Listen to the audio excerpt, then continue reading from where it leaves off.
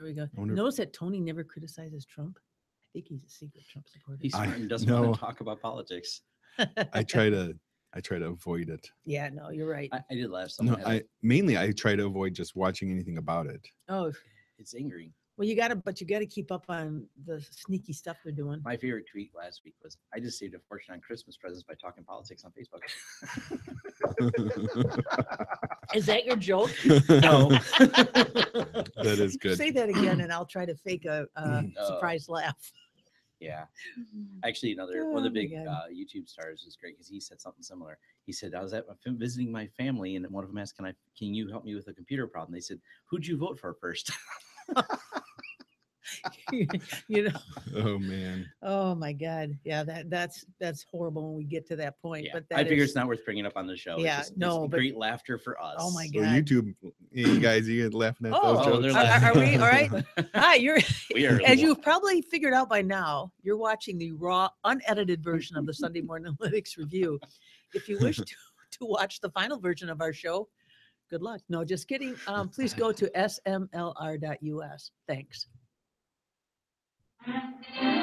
The Sunday Morning Linux Review with Mary Tomich, Tom Lawrence, and Tony Bemis as the Beaver.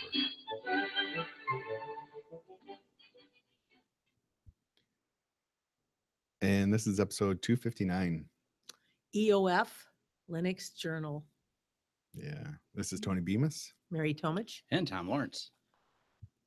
and That's right. That Well- other part about our identifications were correct. And the fact that Linux Journal just announced on Friday that they're ending publication is really kind of the end of an era. Yeah. I mean, I think all of us have picked up that magazine and read it.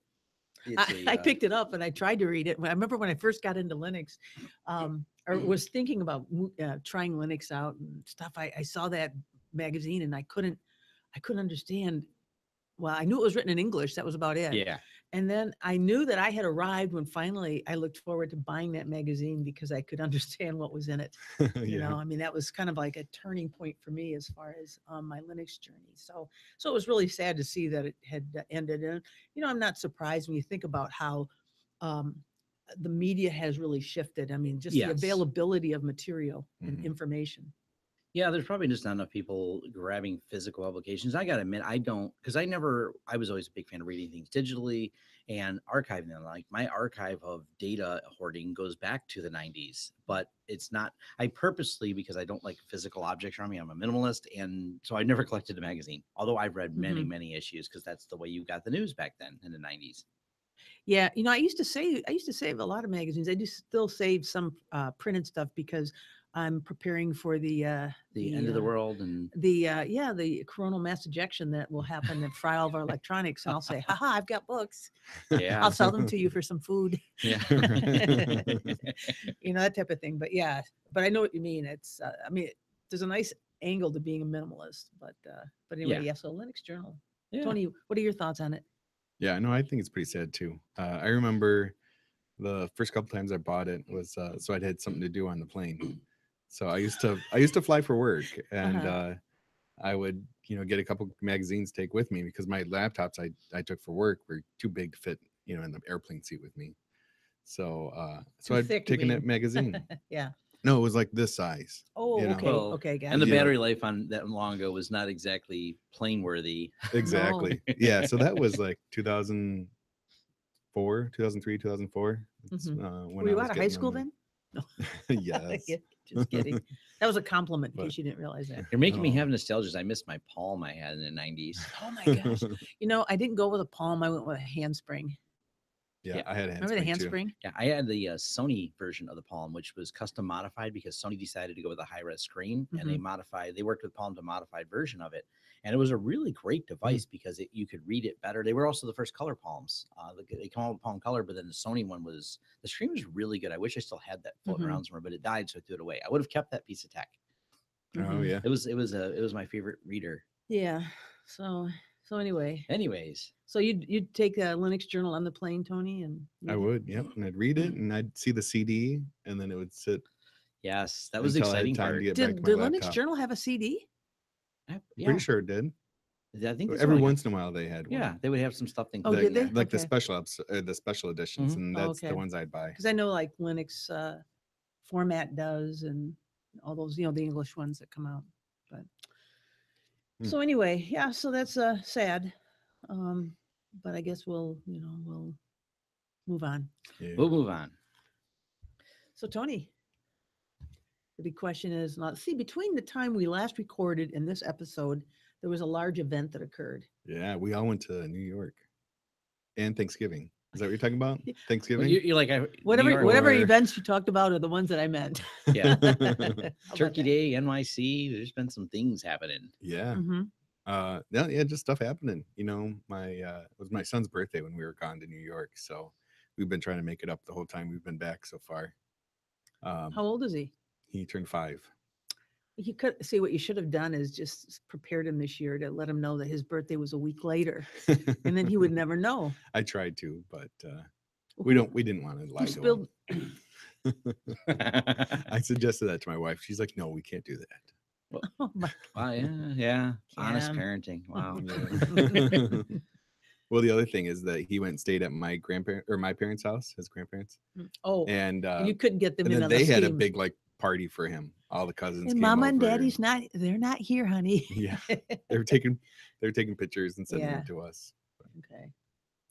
But yeah, other than that, I've been doing little stuff here and there. Hmm. I don't know. I'm in my class I'm teaching. I'm building out a practical exam where you have to actually like build Actually, the have to network, oh, okay. I You- see what you're saying. and they have to come up and grab the router and grab the switch and Mhm. wire it up and Yeah. configure the switch and the router and then I'm Wow, I'm you're gonna a take my tough one. Raspberry Pi and have that as a server, a TFTP server, Hmm. and they're going to be uploading all their configs to the TFTP server. And Okay. so Wow, that's that gonna be fun. sounds exciting. Yep, tomorrow's the dry run or study session is what I'm calling it, where Mhm. they all go through and try it and it'll Work be out the different bugs? IPs and Yeah. stuff. Oh, And then okay. when it comes to the finals time, then they have to like work out their own IP ranges and stuff. Ooh, that's So- exciting. Mm, Yeah, sounds like fun yeah. for them. What do you call that when you just sit in a class that you're not part of, like to Audit- examine it? you audit the you class? audit Audit class. class, Can I yeah. come audit your class, Tony? If you want to, that's fine. Yeah, it's Monday at 2:00. Okay.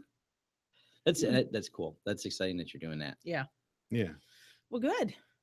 So, Tom, Oh boy. I always get worried when Tom says, "Oh boy." I've been busy, but it's been Excited. good. I bet. I bet you've been busy. I'll first start with I'm in my prime right now, but tomorrow I won't be. But a year from tomorrow I will be. So what is tomorrow?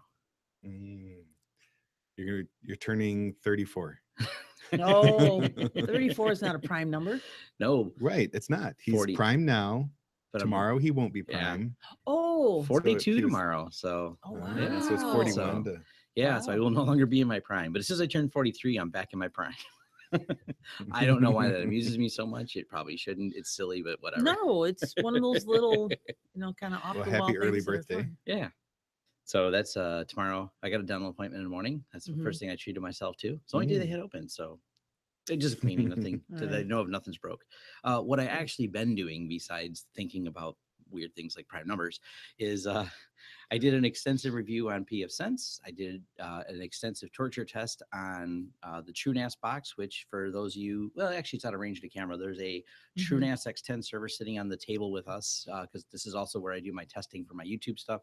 Yeah, it just looks like a gray box. So, It's like a You're $15,000 not missing anything as far gray as what- box. oh, Yeah, I wow, it looks know. a little better now. I think it needs stickers, but it's not mine. I got to send it back. So I did not put stickers on it. Mhm. I did have my son help me test it by letting him pick which drives got ejected randomly. How many drives Ooh. are in there? 10. 10 drives, 2 of them are solid state. Wow. So Mm. yeah, it's pretty cool. I finished another extensive video on the Unify stuff. So I did a whole series of these really deep technical dives, which are kind of fun. And I did a presentation, of course, at the BSD. Oh, semi-bug. Yeah. Semi-bug. That was really Yeah, cool. that was fun. I had a great time there. Oh gosh, yeah, I had a great time just listening to it. How did you guys go out to eat Oh yeah, afterwards? yeah, I we had a ended fun up having to time. go Sat back. with Michael Lucas and we talked. He's such an eccentric, fun guy. Yeah, isn't he so- though? He Yeah. is. We gotta And get he's him- a good author. He's a good author, and we got to get him on here for that. I mentioned it. I said we'll schedule you on. And he said just let him know, Yep. and we'll have him on here because he doesn't just write books about the ZFS file system. He writes other books. Yeah, he writes fiction And he too. comes at it from a technical aspect. So Mhm. we're probably not going to see anything absurd in his books like we see in all these other Hollywood movies where, Mhm. Yeah. Yeah. yeah, more bad tech stuff. Yeah. I was also a special guest on the Internet Advisor radio show / podcast, and I plugged SMLR on there a couple times. Oh, So very good. yeah, we had a fun talk about that. I'll be co-hosting the show next week, and I'll plug us some more. Oh, very good. Very So what's the good. difference between a guest and a co-host? They happen to have a convergence of the 3 people on the show. All 3 won't be available, and Oh. there's the 4th person that anchors the So they show. need. He's like, I could use a co-host. You want to co-host it? I'm like, sure. So I'm going to be completely co-hosting. Matter of fact, I even get to pick the guest if I want. So Hey. that's Mm. he said, if you have a guest, let me know. I'm like, oh, I didn't know I could choose. So I didn't have anyone at the moment, but I was like, well, I'll see who's available and see who wants to. Mhm. I don't know. I'll figure that out. I know a lot of Yeah. people, but I'm kind of like, do I don't know.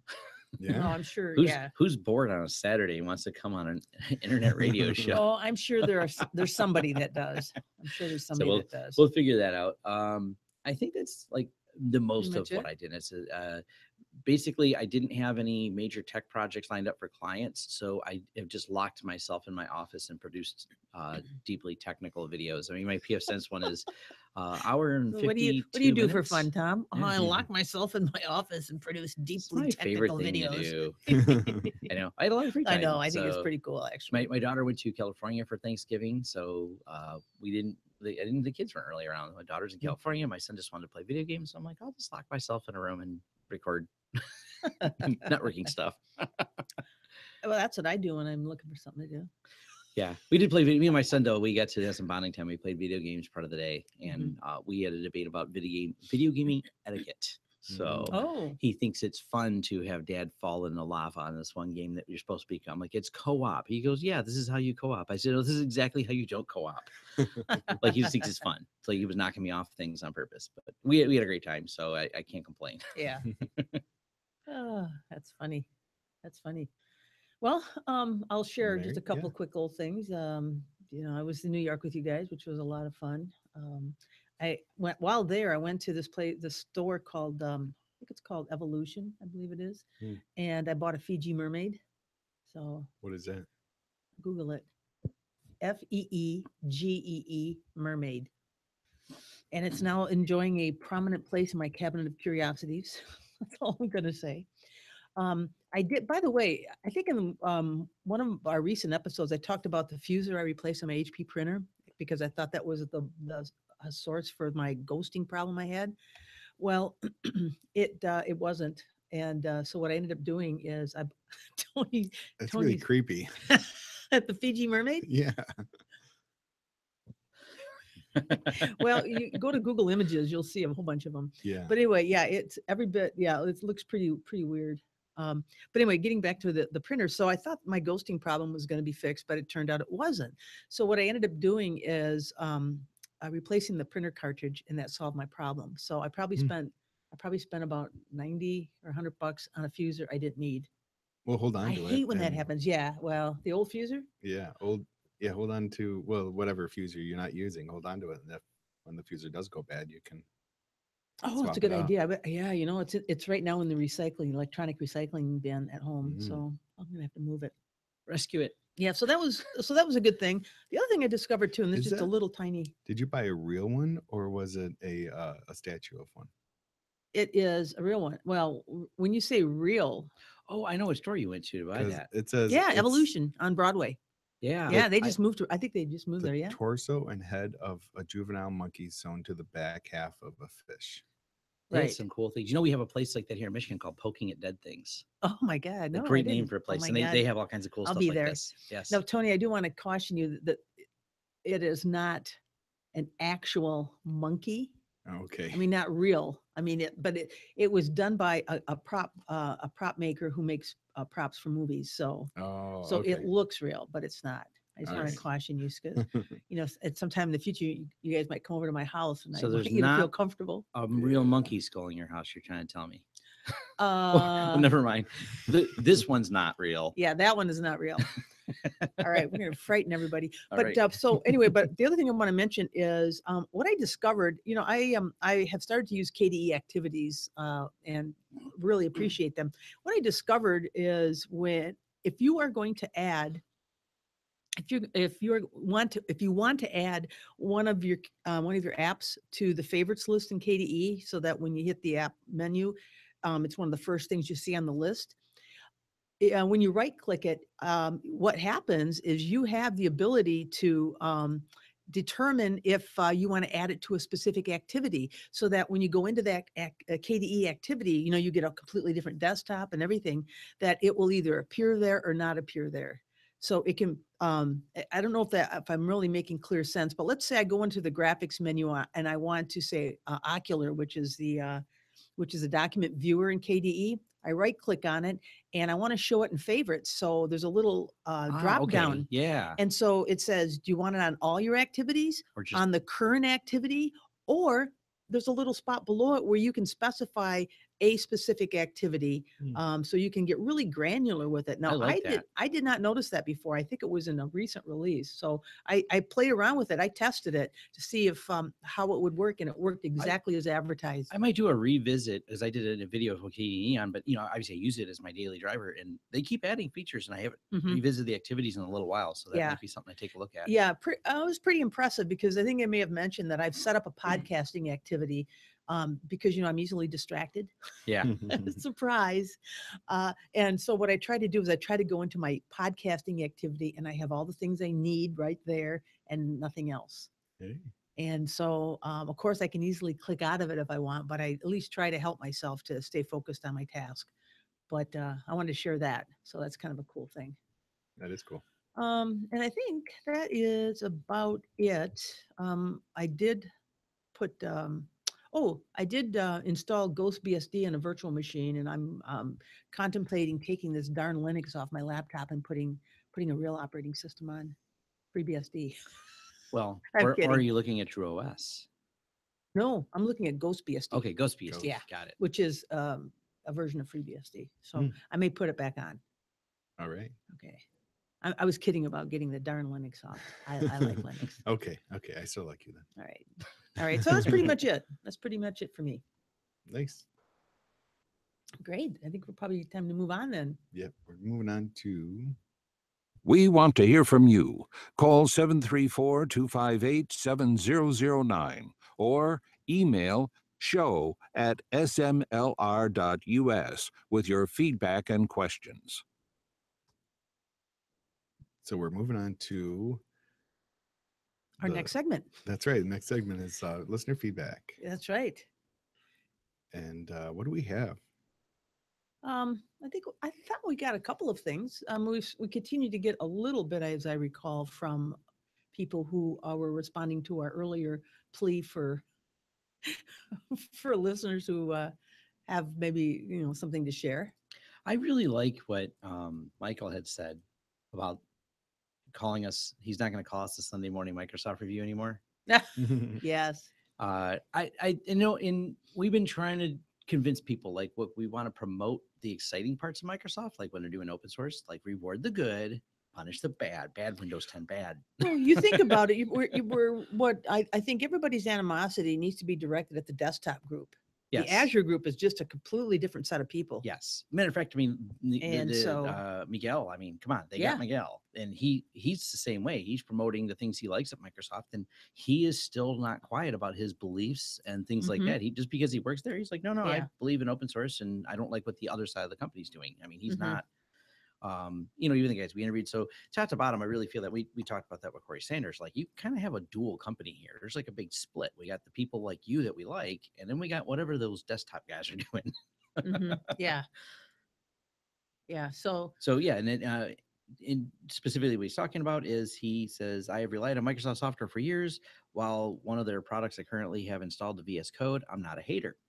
Use a tool that meets your needs, and it's probably Linux. Yeah. And this is after episode 257. I thought you have to revise your show's name in my podcasting app, but you guys came through this week. Yeah.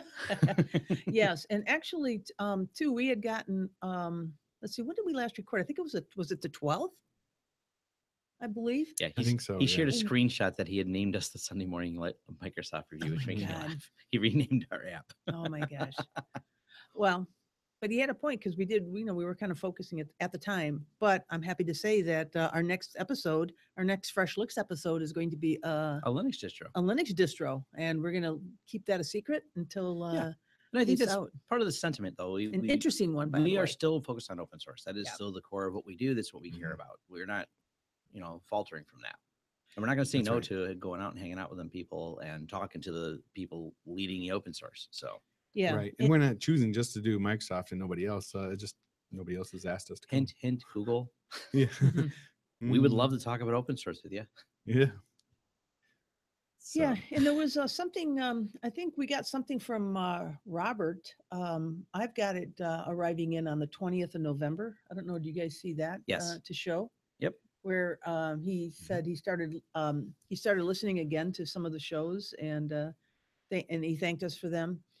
And I think he also he found episode 223, which was securing Linux, to be helpful. So we were glad that that was helpful to him. yeah, I remember that was that one of the first ones that Phil was on or the very first one? Yeah. So yeah, Might have Phil was a been. big part of that one. Yep. Yep. So Phil, and in case you haven't noticed, Phil's not here today, but he will. I'm sure we'll see him again. But anyway, so he mentioned that, and then he kind of goes into some additional detail here regarding uh, the OGG and the MP3 files. And it's a pretty lengthy email. I don't know if there's anything that you want to say about it. Yeah. You know what?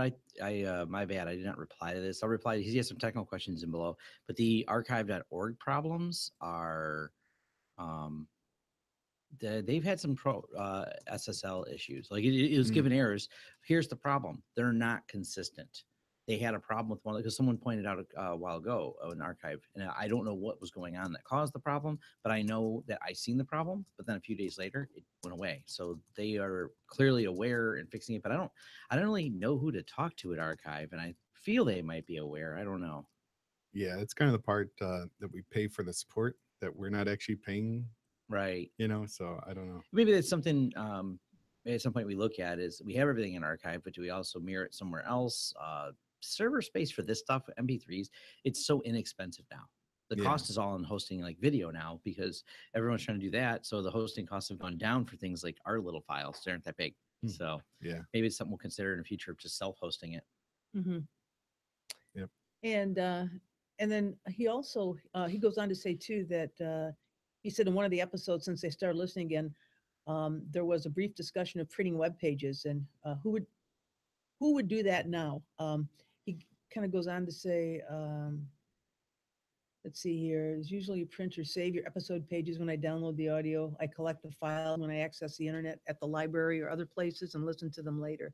So I guess he kind of that email just disappeared. Oh, yeah, I'm reading Anyway. through as you're saying that too. And Yeah. I mean, I print for like receipts, like if I Mhm. buy something or something and I need to keep a receipt, then I'll or print to PDF. Mm-hmm. Um, Yeah, that's but what I usually like in do, his too. case, like if he's getting it at the library and you want to take that information with you, then it does make sense to print it. Mm-hmm. Then he Yeah. has the show notes to go along with it when he's Mhm. listening to on his So, device. yep. So thanks, Robert, for your email. And then you already mentioned Michael's about the Name Tom did change, about the right? name change. We got that in. Let's see here. And I think that those are the only two that I've got here Yeah, that's all I see. Except since for our last episode. Sergeant Reese wants to talk, but he doesn't say about what. Oh, okay. All right. So I guess that's all we've got for this that segment. All right. So, So we're going on to distros. Distro Fever, where we cover the latest hot distro releases and news. Distro fever. yeah, Tony, you must be feverish. Yeah, actually, I'm just not bringing it up. Well, I'll bring up something real quick Linux here. Mint 18.3 was released on the 27th. Oh yeah. Yeah. Well, there's something else too. You know what made the top 10 list for the first time? I believe it's the first time. Could be wrong. True OS It's in the top 10 list over there on the side. Ooh. I know. We're making Uh, waves. in the last 6 months. Yeah. That's great. Yeah. I wonder. Those BSD folks, man, they're persistent. Yeah. Yeah, 18.3 Linux Mint 18.3 is based on LTS. We supported through 2021. hmm Wow. Yeah. So what are you I haven't- running, Tony, on your Mhm. system there? Are you running the LTS or are you running the bleeding edge? Linux Mint doesn't have bleeding edge anymore. Aw. I'm on 18.2. They're always going to base off of LTS at this point. And And that's- then the dot release Mhm. is Bug fixes? is mainly bug fixes or like when they have a new version of Cinnamon or something available. hmm Um, So, well, as far as the LTS goes, I would suspect that the applications that sit on top of it are going to be the newest and greatest as far as they're able to be supported by the LTS version. It's just that Mhm. your core, the foundation, the OS itself is going to be the more stable, yeah, I guess. yeah, So exactly. that's not bad because I have thought about, I'm running KDE Neon and I don't know if this system, my laptop has got 4 gigs of RAM. It's got an older NVIDIA card. And I'm just thinking that I might Yeah, need it's to, about time to get an upgrade. well, or get a less robust distro. I don't know. Yeah. But anyway, so yeah, so Well- Linux Mint, Well, that kind of caught my eye. Mint is pretty good, but it's not a lightweight distro. It's still based on GNOME 3. hmm And has all the eye candy based on that too. So it's not considered a lightweight distro. I mean, I have no problems running it, but I have 16 gigs of RAM in my laptop, so Yeah. it runs pretty good.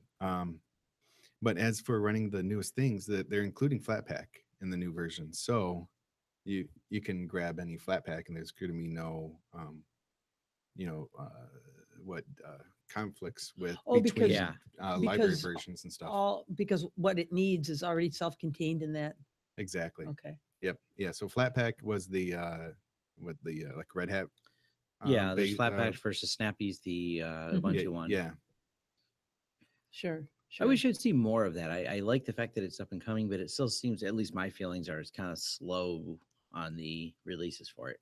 Yeah. For things, adoption. for things being released in that. I Yeah. don't think there's a lot of projects that are using it. I think it just takes time to go through and get it set, and you have to. It's a whole nother packaging setup. So you have to. Yeah, but once you've added it to your workflow, when you build scripts, Mhm. you're like, I build it and it just builds it for all the versions. So Right. All I can say is that once I tried a system with a ports tree, I found that I really liked that method for installing. Yeah. Ports and ports tree. Yeah. I once I understood it and realized that hey, it's really not that scary. I before I started using Debian and Mhm. apt, I was using or I had built a couple BSD servers, Mhm. and I had to install a program for there, and I couldn't figure out how to get, like, I had to go through and download all the dependencies, and I couldn't figure it out. And like, this is a lot of work. There's got to be something better. And all you have to do is put in a just like the link to the website where all the dependencies are at, Mhm. and then it goes through and grabs all the dependencies as it installs it. I'm Yeah. like, that's awesome. And then somebody tells me about Debian and apt, Uh-huh. and I'm like, no way, it does that too. It does it, it's Yeah. like built in. Yeah. Yeah. apt-get-f. I love that feature. Oh yeah, fix. Yeah, because when I install things, like when I did the Unify demo, you load the software, it fails, no problem. apt-get-f enter, all right, it's done, and my Unify works. Like, you just Yeah, it does. Yeah. Mhm. Back to distro reviews. I was just going to say the one that caught my eye, even though it's just a development release, because we tend to focus on distribution releases, was Cubes. Yeah. Release candidate 3. And I believe that by the end of the year, at least according to the schedule I saw on their site, the Cubes 4.0 should be released, which is going to be kind of exciting because I signed up to, we're going to do not exactly a battle of the OSs in February semi-bug meeting. And that, for anybody who's not aware of it, is the Southeast Michigan BSD users group. But we're going to be comparing Cubes OS to OpenBSD. Mm. from a security perspective. So I'm going to start to immerse myself in Cubes 4. And I'll probably start with the release candidate simply because if it's release candidate 3, they're so close to release that they'd probably just be fixing some minor bugs and that type of thing. But what I also plan to do with that then is to provide a review of Cubes 4 for this show, because at that point in time I will be up to my ears in cubes. Yeah. And kind of related to that, when we get to the news section, I have some interesting notes on developments in QEMU and KVM and some new ways you're going to do things that will probably benefit cubes. Oh, It's some really? interesting discussions that I want to looking bring forward up. to that. Yeah. I'm looking forward to that. Say, Laka, they just released on the 28th of November. That's a gaming console, or actually turns your computer into a gaming console. Yeah. Well, I don't need Laka to do that. I've used I was gonna. Laka. Have you used it? How I is really it? liked it. Well, and what's really nice, you can run it on a Raspberry Pi. And so I use it on Pi, and a lot of people do a Retro Pi. Yeah. Well, this is pretty much the same thing. It's Okay. Laka is the front end to RetroArch. Okay, so how do you, if you're doing that though, how, as far as when I think gaming console, I'm thinking those little, what do you call those little things where you've got the little buttons and levers on it? Gamepad. Yeah, that. I'm thinking that you're using that. So Yeah. rather than say a mouse and a keyboard to emulate that. Exactly. And if you're used to playing games, then that's going to be better than trying to do D. I'm used to playing, remember Myst? SF, Yeah. That's the kind of Myst? game. No, I don't actually remember that one. Oh, it's a great game. Oh my God, it was fantastic. Yeah. It was a changer. MYST. It was it was immersive. It was yes, one of the big one of the very first immersive systems games like that, where you just with you an were in the middle extensive of it. world and Yeah. So But what's nice about these is you find the PS3 or is it a PS2 controller where it's USB, and that's how it connects to the actual PS. Oh, is it PS3, right? I think yeah, it's PS3 does. I Yeah. have a PS3 which I've used I think about 8 times. And so just straight up That's USB a gamepad. Uh-huh. And you can plug it straight in there. You can find knockoff versions on Amazon for like $8. You can also find Really them cheap. laying on the floor over here next to us, because we have one of those. We have a whole machine like that hooks up to the TV here. Okay. Oh yeah. All right. Yes, we play games here. All right. Well, you got to have a well-rounded life. Yeah. So. And it's awesome, like if you have, because it has all the different gaming emulators on there, Mhm. a bunch of different ones. And but one tip is you want to trim down to the games you actually want to play, because if you put a list of like 100 games in there or 100 ROMs or something, then it's too much to like scroll I'm through using and try to find what retro. you want. I'm using a RetroPie, and I'm assuming Lock has the same thing where you can create your favorites lists. Oh, maybe now. Because I did that would be exactly helpful. that. My Raspberry, I know I can with my RetroPie because I have 1,100 MAME games, 800 Atari games, 1,600 Nintendo games. We'll just say I got some games on there, and so I've created favorite lists because you should see his room where he has all those original cases. it's amazing. Too. I Whose know. room? Tom. You have to have You the haven't original seen for it yet? everyone. It's huge. No. It's huge. Yeah. Well, we're going to your Christmas party. All right. Well, we probably should get back to our distro. Yes, yeah. So, so that caught my eye. I also noticed Salient Os, which I reviewed, I think, a few years ago. They just released a new version too. Nice. Yeah, I'm gonna, I should probably come back and take a look at it. It's been a few years. Maybe it's time. So, if something else doesn't catch my eye, so that's really all that I saw on here. I don't know if you guys have got anything else to add from the recent releases. Raspbian has an update. Yeah, new version. It's based on Stretch.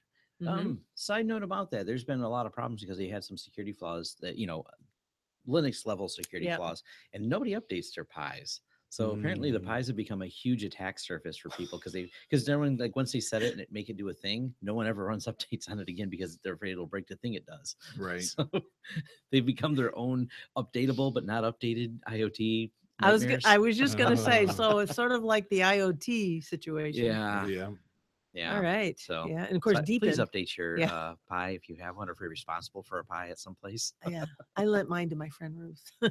I should check in with her. I'm going to get together with her for breakfast. I'll have to check in and see what she's doing with it. And then Deepin, that very slick-looking Chinese distro, they just released a 15.5 with high DPI support as well. Yeah, which I was ogling 4K monitors, so that's exciting. Yeah. I didn't buy one. I have impulse control at least. I really liked it. I'm glad somebody here or somebody has impulse control. Right. I know of instances where there wasn't. You know what's interesting is there's one called Fat Dog, Mhm. Yeah, and guess what it's based on? puppy. Puppy. Puppy. I just like it's called Fat Dog. Yeah. I like the logo. Yeah. Fat Yeah, it's Dog pretty good. 64. So All all right. right. All right. Anything else? No, I think that's it. We're going on to Tech news and views. news for this couple Oh, weeks. boy, there's things. Oh my that gosh. happened. Well, we're going to try to keep it quick and to the point. We will. So, I'm going to blaze through the stuff I have pretty fast. all right. Who wants to start? Go ahead, Tom. All right. We're going to see how fast you blaze through it. I will. I made the list reasonable. All right. System 76 will disable Intel management on all their laptops. Thank you. Yeah. Because we haven't seen this. There's Intel thought this was a good idea to do things like, put all this IME stuff on there in a management engine, and it's closed source and it's a mess. And we found security holes in it. So it creates vulnerabilities in computers. Yeah. Thank you, System 76, for stepping up to the game and doing that. Right. Yeah. And with that, they found out that the actual the actual OS that's running in that Intel management is Minix. As Minix. Yeah, I seen the most polite letter ever from the guy who wrote Minix, that he said Intel contacted him years ago about that they wanted to use it for something. They never really told him what. He gave them technical specs and details, and it's open source, an unusual license.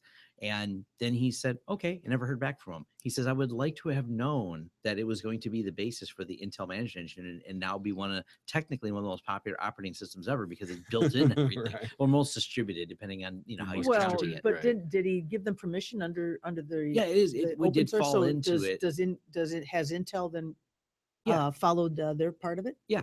Okay. So it's as far as I think, and I could be wrong. As far as I know, that the rules were followed. Mhm. But one of those, if you're going to do something that extensive, why don't you let the creator know? And it was never intended to be a microkernel OS. It was a learning tool that he taught at university. Okay. So it also Mhm. didn't. Exactly. It had a completely different. It took on a life of its own, which I thought was just interesting. So in the more absurd news is apparently Linux security people, Keys Cook and Brad Spengler, are now dropping 0 days on each other to prove that their work is superior. I linked to the discussion on this because this is just crazy. One of them made that his way of development was more secure. So the Mhm. other guy who thought he was superior took the time to find a 0 day. And instead of properly disclosing the 0 day, these are, I think, partial kernel developers and high level developers. Mhm. He dropped the 0 day on Twitter and just posted, you think it's secure? Here's this. So in retaliation, the other guy dropped a 0 day on him on his framework. It's a debacle of Linux awfulness, but it's almost fun to read because these people are both really smart, and now this is not how you behave. Is this the future Yeah. where we just drop 0 days? I was hoping that this was being done under the guise of just kind of a collaborative competition, but it sounds like it's just a No, it was Right. not collaborative competition. It was I'm smarter than you competition. Okay. Dropping 0 days in each other. Anyways, the discussion was just interesting because I linked directly to the discussion forum where it's going on, which is actually polite because there's a bunch of people going, this doesn't make sense, boys. And Sure. this was something I learned, but I thought was really cool. You ever heard of ifconfig.me? Yeah. That's a I cool love it. website. I've used it. Yeah, I didn't realize they have all the curl commands on there, and that was kind of cool. So a real quick way to find your IP address or information about there, which is actually very convenient from a command line. I've always used what is my IP? Well, though, what's cool about this is it's specifically friendly to command line. So if you have a Bash app and you go, I'm writing something in Bash, and I go, I want to know what the public IP address is of where this is running from the command line. It makes it very, very easy to pull that information. So that's kind of the purpose of it. And for me, I'm actually going to use it a lot. When did you say you use ipconfig.me? It's ifconfig.me. They have them both. It's the same. Okay. It's the same website, but Yeah. Or no, actually ipconfig. And you can go over to ifconfig. curl space ifconfig.me /IP, I think it is, or /all will give you everything. And it gives you data you can parse out, which would have been kind of fun because I did a recent demonstration of the the command line script that turns a basic box into your own open VPN server. That was one of the other videos I've recently finished, which is pretty cool. I spun up a line node. I start to finish spin up a line node and do it, and shows you how quick you can set up a VPN. And what it does, it gives you your public IP and public information that it sees when you Yeah. connect to it. When you connect to it. So when you do curl, it sees Mozilla agent of whatever version that curl is using. You know, Yeah. That which was is pretty cool. interesting. Well, it's Mozilla / Apple WebKit / whatever it's using. Yeah. That was pretty clever. Yeah, and when or maybe no, I'm seeing that right now because I'm doing it in Chrome. Yeah. But But you changes when you see it in curl. If you do curl and then /all, ifconfig.me/all, you'll get all that. It's a clever. I don't know why I didn't know about it sooner. Yeah, and if But it's a super easy way to get information. Yeah. right, and if you're using it in scripting, there's an XML version and a JSON that you can get Yep. either ones. Yeah, So XML or JSON. So I thought that was really clever. Yeah. All right. Samsung, for all their flaws, has done something really cool for Linux. They got this new program called the DeX devices, and there's certain devices that support DeX. You can run DeX. Ubuntu. I don't know what it stands for. DEX. Okay, It's DEX. their own internal naming, but they have a Uh-huh. demo and I have a link to it of people running this. You can take, I think it's the 8 on up of the Samsung devices can run full versions of Ubuntu. Really? Yeah, it's pretty cool. I gotta admit, Samsung, this is neat stuff here. And the concept is this: you can plug it into this little dock and then run it on a screen, and it runs Ubuntu. It's not. Where is it? Okay. It's running on the phone's processors. Okay. But so it gets loaded. So when it Yeah. quote unquote boots, it is booted into the phone's processor from where? But you can also plug if I understood this, you can plug it into a computer and actually run applications with the mouse and keyboard and everything. It's Okay. a docking station that Yeah, you get. it's a docking and station. On the docking station, it has the plugs for your keyboard and mouse and monitor. Oh, So it's your phone is the whole computing device, and then you get a full desktop in front of you, and keyboard and mouse, just like a computer. And this has been tried a couple times. I actually have one floating around the shop somewhere of a docking device that looks like a laptop that is powered by certain Android phones. And it was an idea and a standard that never caught on like 5 or 6 years ago. I acquired some of them from someone throwing them away for recycling, but I love the concept. And we weren't able to, well, I didn't want to pay the money, I should say, to buy a phone to test it because it's so slow and they wanted a decent amount on eBay for it. But the concept is really cool to think that our phones are so powerful that we can plug them in and just dock them into our. So now I have a big screen and it's the same device without having multiple devices. Yeah, what's cool about that dock? It's the what's the version? What is it called? I can't remember the name of it right now, but all the plugs are like standard, like HDMI and USB. So you can plug Raspberry Pi into it, right, and run it, and then all of a sudden the keyboard, and mouse, and the screen becomes your Raspberry Pi like laptop. Yes. Well, I don't know. Maybe I'm confusing it, but I know with KDE Connect, I can sit there and control my whole screen This right is off my actually phone. Basically, picture a computer that- that doesn't have a processor. That this substitutes a processor, but you still have a Okay. keyboard and There's mouse. Okay. like yours requires a phone and a computer. Oh, I see You what you're wouldn't saying. need This Yeah, is yeah. just Yeah. the phone. The There's phone no other being the PC computer. required. Yeah. Which is a Okay. cool concept because obviously, Okay, I get it now. yeah, because it's hard to read things on a small phone. All right. AWS moving from Zen to KVM. They're not offering any more new Zen instances as their hypervisor. Everything's moving over to KVM, which is interesting. And I have a kind of related reason why. So I got a link to the article and it discusses it. And they're citing efficiency. And my understanding is that basically the KVM development for as a hypervisor has gone like really far. They do things like deduping memory. And because the reality is, if we're going to run a common application, being able to dedupe RAM at the data center level becomes a huge thing. So all these different virtual machines running, they can actually go, oh, look, these virtual machines share all this memory. And KVM has apparently done a great job of going, we can just consolidate this because you all booted the same version of the kernel. So now we can more efficiently handle the data at the data center Oh, level. yeah. That's And that's on AWS, you said. Yes, they're switching it all over to that, which may give them a big advantage over other places. Now, directly related to that. Well, speaking of AWS, I just got my bill. Oh, I owe them 35 cents oh boy. Ooh. Is that for storage? last month. Yeah. All right, keep going. Hey, that's deduping stuff's important. And directly to this, there's a forum that I linked to where a coder named, I must pronounce it GNIF, it's GNIF. He's working on a really cool feature and he has a demo of it that allows QEMU users to display graphics from a pass-through headless GPU to a host monitor. Now, summarize what that actually means. What they did was they're running these in a virtual machine stack, but then they can take the output instead of plugging a monitor into it. they can virtualize it, pass it through. So you can run Windows and have it take full pass-through advantage of a graphics processor in your machine, but your Linux is your host OS running KVM. And this has become kind of popular because it's not just like virtualizing the operating system. I want to be able to pass through pieces of hardware. Now, I've actually done some testing. You can do this even with FreeNAS. You can actually run FreeNAS on a hypervisor and pass through like the disk controller. So instead of the operating through there, you can pass through certain devices, so only the kernel runs in there. This is really cool because gaming is obviously a big hang up because unfortunately a lot of gamers have to run Windows, but they really want to run Linux. And you can't run Windows in a virtual machine very well because passing through the graphics is a problem. This solves some of that problem, but also opens up opportunity for things like hosted virtualization, where I want heavy graphic intensity and I want to pass it through a processor with its own operating system and be able to pass through devices selectively. That's a lot of headway's been made on that. And I think that's really neat. So yeah, and for listeners who may not be familiar with what KVM is, it's really just an abbreviation for kernel virtual machine. Yeah, kernel virtual machine. But this is for QMU. That's what, which is what KVM which is based on KVM, right? Yeah, well, and that's part of what they use to bring the graphics emulation. So, okay, yeah, KVM is tightly integrated with it for the actual functions. See, when I first heard it a couple years ago, I thought it was something for KDE. Yeah. What a surprise. No, fair enough. But I find it really interesting because it's kind of like, Amazon pushing it means there's going to be massive more development. Once Amazon, I mean, that's more people doing it. And I believe they contribute back all the code that they do.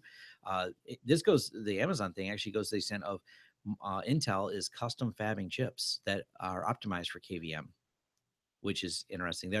They realize that data center market is probably a bigger market for them than even the consumer product because they can't build the data centers fast enough with our demand on data. So custom fabbing chips that are more optimized. In the end, we just keep getting better virtualization and less expensive stuff and more. Yeah, it's kind of amazing. But one other thing I read too about Amazon AWS is that they've got something called Cloud9. Are you familiar with that? No. Oh my gosh! It doesn't make you happy. Yes. It's what they're doing is they're bringing additional AI to the cloud, and what they're doing is they're doing it in this project called Cloud9. And I thought when I heard the name of it, I thought, oh, that's such a clever name, Cloud9. I like it, which is far better than Plan 9. Yes. Right. But anyway, yeah. So I saw that and I just thought, wow. So there's a big battle now between Amazon and I want to say Google. I didn't see, I don't recall seeing Azure mentioned in it, but I'm sure Microsoft is heavily developing and doing that type of thing too. But I thought it was pretty interesting. And so then what's going to happen is that developers are going to be able to make use of those tools in that Cloud9 without having to have all of that stuff sitting on their system. So it's really kind of cool. That is kind of the next battle they have is who has the best AI tools. I mean, when we talked to Corey Sanders, like he said, they're making massive purchases on GPUs right now to add to Azure. Right. So, and they're making them available as fast as they can plug them in. Yeah. So that's actually the challenge. I don't know if you know this, HP's dropped out of the mid-range server markets and lower one, which was a common. They actually said Microsoft and AWS and Google the reason. They said there's no margin anymore in it. And if I understood this correctly from the article, all of the three big data center companies are bypassing companies like HP because they can't supply fast enough. And they go, we don't need you. They're getting into actually fabbing the silicon themselves and contacting the direct, basically direct from China. Yeah. Wow. Yeah, silicon. Silicon. I was thinking silicone and I was thinking, well, no, actually I'm trying to learn how to create molds using or silicone molds. So that. I think it's something else with silicone, but anyway. Yeah. But have you I heard was trying to keep this a family show. Thank you. Have you heard of AIY? No. AI yourself. So do AI things on your own equipment. Google has a new AI with vision recognition, and it runs on a Raspberry Pi. Oh, that's cool. That's probably based on the new TensorFlow system, right? It is. Yep. And but it's all locally done. It's not reaching out to the cloud to run it. Oh, that's nice. And they have a hat. Is that what it's called, or a hat, a daughter board kind of thing that connects right onto the Raspberry Pi W, the Raspberry Pi Zero W. And it comes with a camera. This kit you get, it's $45 for the kit.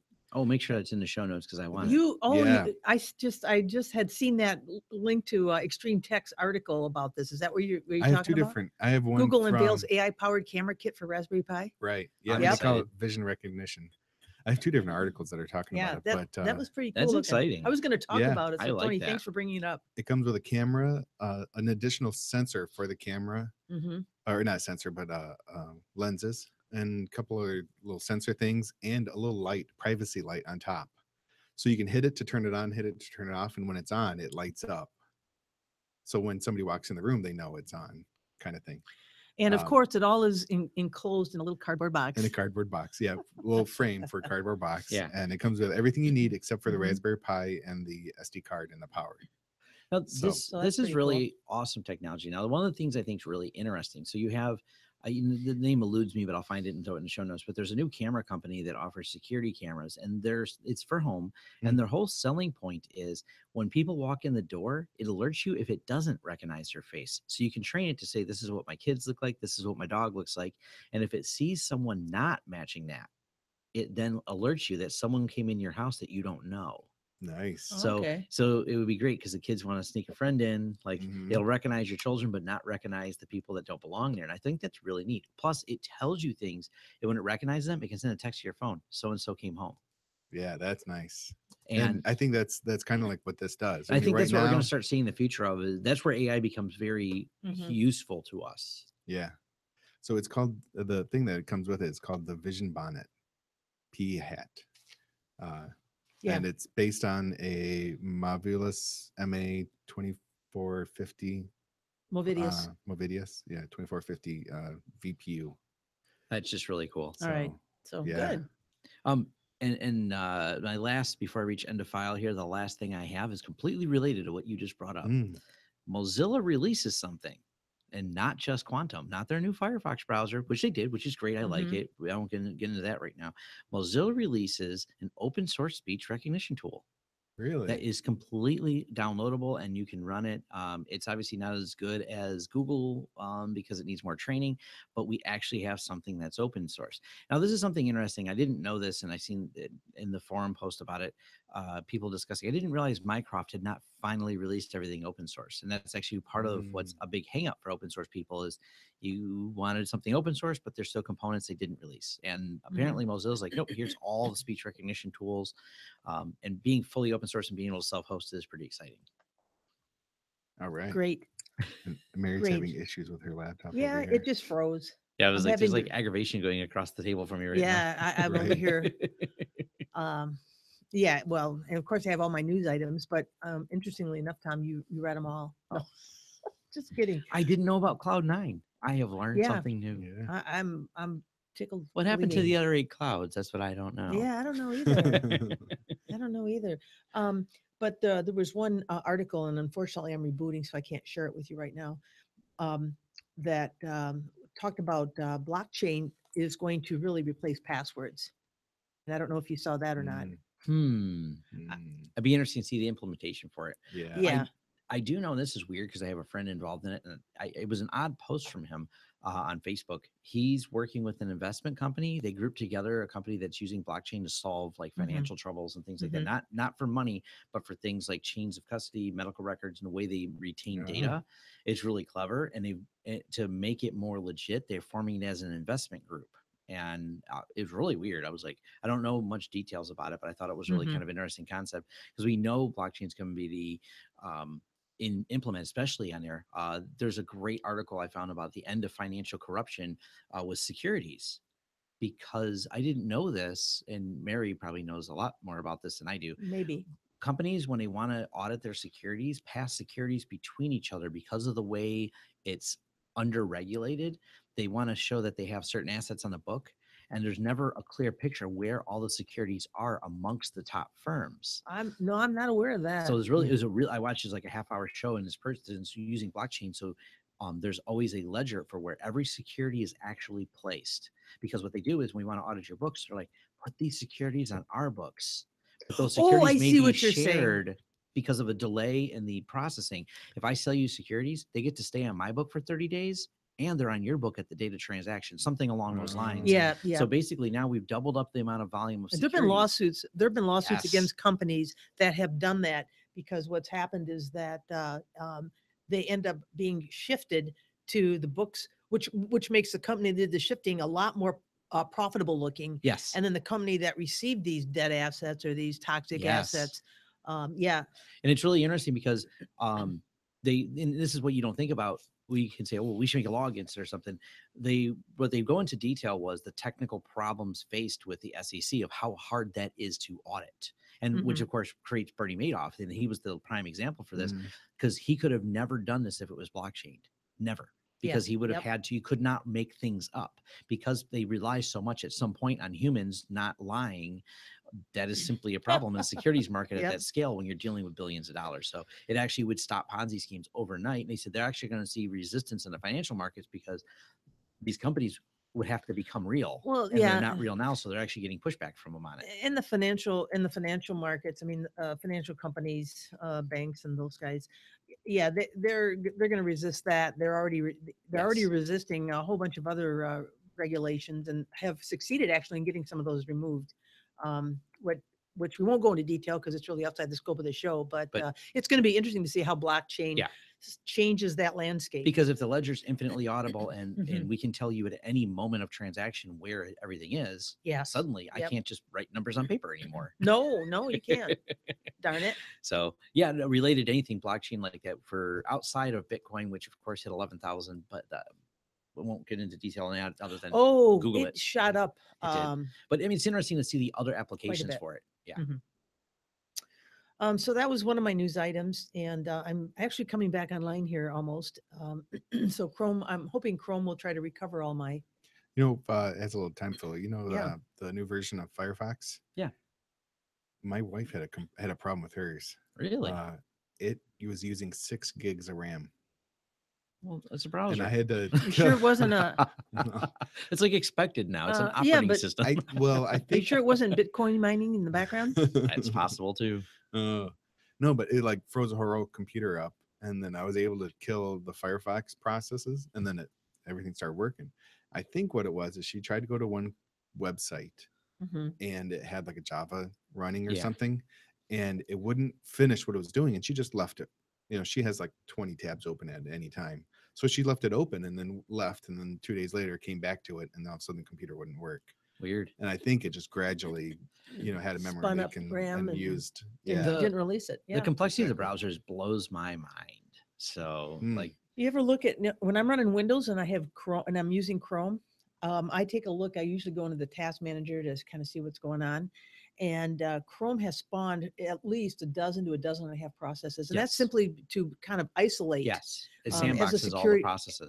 As kind of a security measure, which makes me feel a little better, but it certainly takes up a lot of. Well, they Yeah. also lot did of, some Chrome was the first browser to do sandboxing. yes. By default. Yeah, by Okay. default. I don't have a link to it, but this is if you heard the discussion.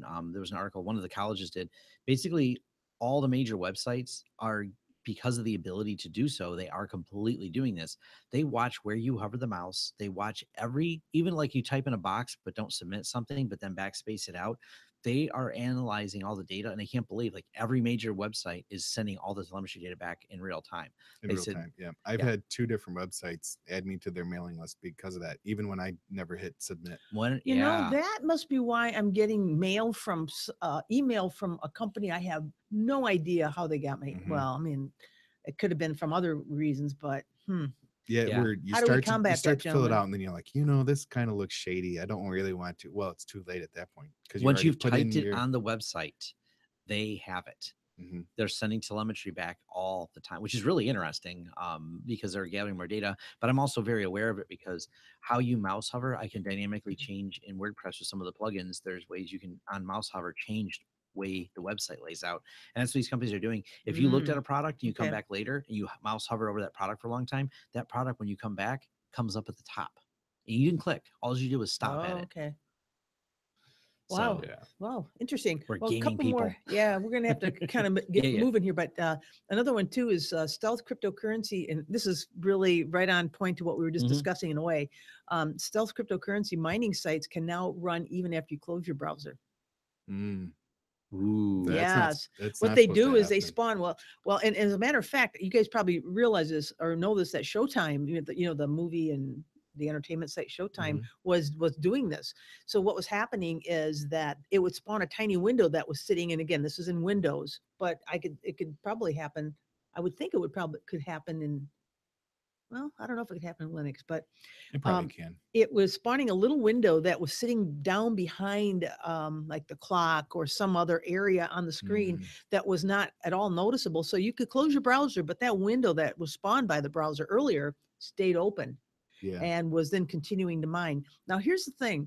There's a lot of ad blockers, a lot of this kind of stuff. It seems to me that if companies were upfront about this cryptocurrency mining, Yes. and they said to you as a user, "Tell you what, we're not gonna sell you ads, or we're not going to show you ads, but we'd like to use X% of your processor, Yes. and you as a user control it," and they're honest about it. I can see that as being something. It is a business model, and it actually is working. There's a few places that Uh-huh. are doing it. They're very upfront about it, and that's Right. how you can not have ads on their site. You I'd run be the willing miner. to do that. Oh, me too. Yeah, Yeah. I would, as long as they don't misuse that. Well, there's a time when I Power. want to and time when I don't. For example, on my phone, it would kill my battery life. So I Right. don't want it on my phone. I'll look at your Mhm. ads. On my laptop, when I'm on battery, don't do it. When I'm not on, go ahead and suck up the juice. Use my CPU because I'm plugged in right now and I'm fine with that. So I agree. That's a fair Exactly. trade. Mhm. Hey, I have a solution. I have a solution for the problem of those websites that watch where you hover. What's that? What is that tool That makes your mouse that you jitter. could? No, I used to Oh, have one of those that would keep my screen from going to sleep or something like Yeah, Yeah, it's yeah. that, the or mouse. the mouse jit- jitter. Yeah. Yeah, from logging out or It moves the something. mouse just a little bit to Yeah, keep the screen. I still have it. But no, this was the I want to say it was like HTTP track or something. It was a tool that would allow you to oh yeah, yeah, download the yeah. whole website. Yes. Unfortunately, because some of the websites are dynamic, it won't work very well because you have to Oh, do an interactive submission to do that. so much Mhm. for that idea. Yeah. Okay. It's harder to get a website offline than it used to be. All right. I think, also I've got a, speaking, boy, I tell you, these things are just segueing right into the next item I have. Search DuckDuckGo from the command line. Nice. Yes, this is actually something I found on OMG Ubuntu, which is the British Yeah. Ubuntu website. Yeah. So all you have to do is just type in the DDGR and then a space, and then what you want to get. You have to add this. Well, here's the thing though. I'm reading this article and think, wow, this is cool. And then I find out you have to add a PPA to your system. And tell me, gentlemen, would you want to add a PPA that is named this? Two Dopes Shaggy? Yes. I know who Shaggy Two Dope is. They're local. Are they really? No, this is Two Dopes Shaggy. I know. It's a play on words for who Shaggy Two Dope is. Oh. I might be the only person who knows right now. Oh, okay. Well then, Tom, I It's- mean that. I might be a little embarrassed to admit this, but But you're going to admit it I'll anyway. admit it anyways. I can't say I was ever really a big fan, but back in high school, Mhm. Insane Clown Posse, who is Oh, Yeah, yeah. They're- Fago. the Fago people. Yeah, they're from here, actually from Ferndale. They claim from Detroit, but they're technically from Ferndale because in the '90s, I knew people who were doing the artwork for the albums and parties and things like that because the circles. They're a gang. They've Yeah. been classified as a gang. Yes, I could go extensively about them. There's a lot of interest I The have in them Juggalos. because of freedom of speech issues. They're Mhm. actually donating a lot to things that are ACLU related. They actually, Oh, good. as much as I disagree with like them as people and some of their lifestyle choices, maybe they're pushing freedom, and I kind of like that. So I think Yeah. that's really interesting. Yeah. So anyway, so once you do that, and of course you do the update and the install, you can then just type that DDGR, which I think they've called Dodger, and then you can indicate how many search results you want to get back, and then you type in your search terms, and then it will give those to you. So I thought that was kind of interesting. I also have some KDE Corner stuff when you're ready. You guys are ready for it. All right. I think that's all I have for the news. I have two articles I want to talk about, and then we can go on to that. Okay. One is actually goes along with what we were talking about earlier on an old episode we had about securing Linux. Mhm. Is how do you find if your Linux server has been compromised? And they give through a few basic ways to manually look through things like check who's Logs currently and- logged in Mhm. and who has been logged in, the command history. So Okay. but if you think about it, an intelligent hacker would go through and clean out their the command history. Yeah, I've read stories about kind of not case histories, but that's one of the things they do. You know what? And actually, if you put a space at the beginning of the command, it doesn't go to the history. Did you know that? I had no Yeah, idea. like if you, You know what like Tom's I do testing right LS a now? lot. Tom's, I do LS a lot, yeah. and I made a You aliased it? an alias to LS, but it was space LS. Okay. So LS never goes into my history. Oh, and I can see why, because Because why do I need why do you LS in need my 20 history? lines? Why do you need 100 lines of LS? Exactly. Can't you just remember what's in your directory? No, just kidding. Uh, Good deal. Yeah, and then check out what's all using your CPU, and so this is good tips for just general things to look for, and what to do with. So I figured I'd throw that in, and then the last one I heard about was, I think I heard it on Security Now. They were talking about it. I found the article from EFF. Has this article about this horrible software. And if you know anybody that has Computer Cop installed on their Yes. computer, have them remove it now. And it's Have them arrested. Yes. actually what's interesting is it's local police agencies That are getting it promoting out, it. and they're promoting it, and they It's- should not be. And it's a combination of either really bad coders, like they're just idiots, or they're doing something nefarious and not like disclosing it properly. What is it called again? completely- Security Cop? Computer Cop. Computer Cop. And I will. Is the little icon a donut? It should be. I believe because there's so many people doing dumb things on the internet. We didn't cover it, but like the NSA dumped another breach, self-inflicted wound essentially. But there's so many people that just don't know I what they're think that's doing. a false flag. Yeah, there's some people that just don't know what they're doing. It's not malice; it's literally ineptitude. Right. Yeah. So I mean, it does things that can be good. It Yeah. watches the computer history for your kids, and it'll let you know. It'll, like, if your kids are chatting with somebody and they start swearing or something, or bad words, then it'll let you know. But the problem with that is, if they did it correct, then the software would email you directly. And it would, but what it does, But the email goes through their server. and it's not just the email. They take all of it's a keystrokes. keylogger. Yeah, It takes all the the keystrokes. complete history of the keylog, Including sends any, it to their server, and then emails it to it's you. indiscriminate. And that's So- what makes me Ooh. think that it might be just be ineptitude. Like, I don't know, we could create a filter. I don't know how to use regex. I don't know, dump the whole thing. Right. So it'll catch all your Yeah. credit cards, your social security numbers, anything you type oh my, on the computer, anything. It doesn't have to be a website. Anything you type on the computer, it logs it and then sends it to their server first, and then sends it to you. So that's 2 emails of plain text going across the internet, and then it's sitting on their server, and who knows what's happening on their server. If they're inept enough to program that, I don't. My fear is that it's going to end up in an open Amazon bucket like NSA stuff. Right. what was that? What was that search? There was that search utility that you could search across all the Amazon S3. Yeah, what it's was a it? Bucket Explorer. Oh, or something. Yeah. Yeah, it was kind of amazing. It's on there. I was But- actually gonna. I skipped it because I was gonna do it. I might do something more extensive on finding buckets. Oh, I actually shared something with Phil. There's a way you can use Google to search for people who left their SSH private keys on public servers, and there's a Google search you can do for the file name and find it. And I feels like, Phil, I'm like, do you need anyone else's SSH keys? I sent it to him. He's like, wow. He's like, I can't believe this many people left their private keys. I'm like, they're everywhere. wow. Hmm. We didn't have time to get into the Uber thing, 'cause that's what they did. They left Oh, their yeah. private keys available. The Uber, that would turn into a triggered moment. So That I was skipped years it. ago too, and they tried Last hiding year. it. Yes. Was it Speaking of last year? Uber, I tried Lyft and I liked it. Yes. Okay. Yeah. Uber's data breach isn't just extensive. It's horrific. The behavior of the company, it went from bad to horrific. Mm. They actually have a training manual they released, and we'll just real briefly touch on this, to teaching the staff on how to deal and how to stop investigators. Really? I tell They you, should have had a security you briefing, talk about. but seeing as they didn't, now they have that. Well, we could go on for a Yeah, whole day, they're- and I'll just go on a rant. The details are crazy. Yes, it's just awful. Wow. I think as far as what I've got, oh no, Tony, it was your. Yeah. Sorry. See, it was all about Sorry, we me. segued off. Sorry, Tony. It was I yours. can't verify. I tried the space before things. It does not go into history, and it fascinates me now. Yeah. Hmm. Yeah. So if you're doing nefarious things on somebody else's Linux computer, just put a space in front of every command, and they'll never see it in their history. How did I not know that?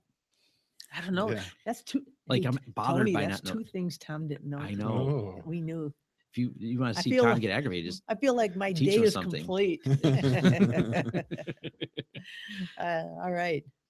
I No, love that's learning all new I had. things. I know. That is good. Although Kubernetes is coming to AWS now. Ooh. Hmm. All right. No, They must have. Someone was secretly attending that conference. Oh, in New York. They realized Or they listened to us and heard us talk about it and go, that's "Wow, we prob- should do what they're I'm doing." Sure, that's it. Yeah, Someone at that's it. Amazon Yeah. listens. By the way, Amazon, want to fly us out to Seattle? Yeah. We'll interview people. That's right. We don't want to just talk about one cloud service. We want to talk about all the cloud services. Mhm. That's right. That's right. All right, Tony. All right. So yeah, Got go anything ahead. more? No, that's all I had. Okay, great. So we're gonna segment into KDE Corner, and I've got actually a couple of things. And since quite a bit of our discussion has been along the security lines, I just want to mention that the KDE community, or at least some developers in the KDE community, have been working on a root-free KDE partition manager. Apparently, and I didn't really realize this, but when you fire up the KDE partition manager, it goes in and gets root access. It requires root access for practically any operation. So what they're doing now is refactoring the code to make it ready for KAuth/PoleKit, which I think gives it some elevated permissions, but doesn't give it root access. Right. Yeah. Because Yeah. you should be able to run it as like sudo or something. Yeah, so this came out actually it came out in November, so I Hmm. wasn't aware of it until after our last episode, or I would have shared it then. So yeah, so they're so that's kind of exciting that that's coming to be. Another item that I wanted to mention too, as far as KDE goes, start recovery. There we go. I'm opening up my. All right, it is. I believe that was it. All right. All right. My apologies. I sound like I was so unprepared. It was because my machine crashed and I had this long list of stuff. Excellent. Those are some really good news items today. Yeah. Well, we don't have a show for a couple of weeks. We get long in the news. Yes, Because things are happening so fast. things are happening. Good things too. By the way, too, just a quick comment. The Register, which of course is the UK, I love them. that great little they've They're got so that. snarky. Yeah, it's that clever humor they work into their stories. But there was a computer security expert that said, as far as voting machines and hacking voting machines, he says, keep a paper backup. Yeah. Because some of those machines, I mean, I think here at least in Detroit, when I vote, I know I fill out a paper ballot and they keep those. So if Yes. there is something wrong, they can go back. But there were some that don't. I think that's crazy. Yeah. So That's a anyway, whole other. all right. So what else? What do we got next? I'm thinking Music. music. So Tony, time to shine. It is. We're gonna go with a 9-inch nail. No. I was thinking about that. No. I think I'm gonna use a backup. It's gonna be from OpenBSD. I was guys. just thinking we were going to do that. Yep. Excellent. And let me get to the link. Oh, that was wrong. Okay, this one. And the last one, I think we already used it. Winter of 95. I'm pretty sure we did that one already before. What about Dr. WX? Okay. That's sounds from good. 5.9. Dr. WX, Dr. Weather. Because, WX is an abbreviation for weather. Oh, yeah. Hmm. So let's see. Here we go. Let me download the log version. And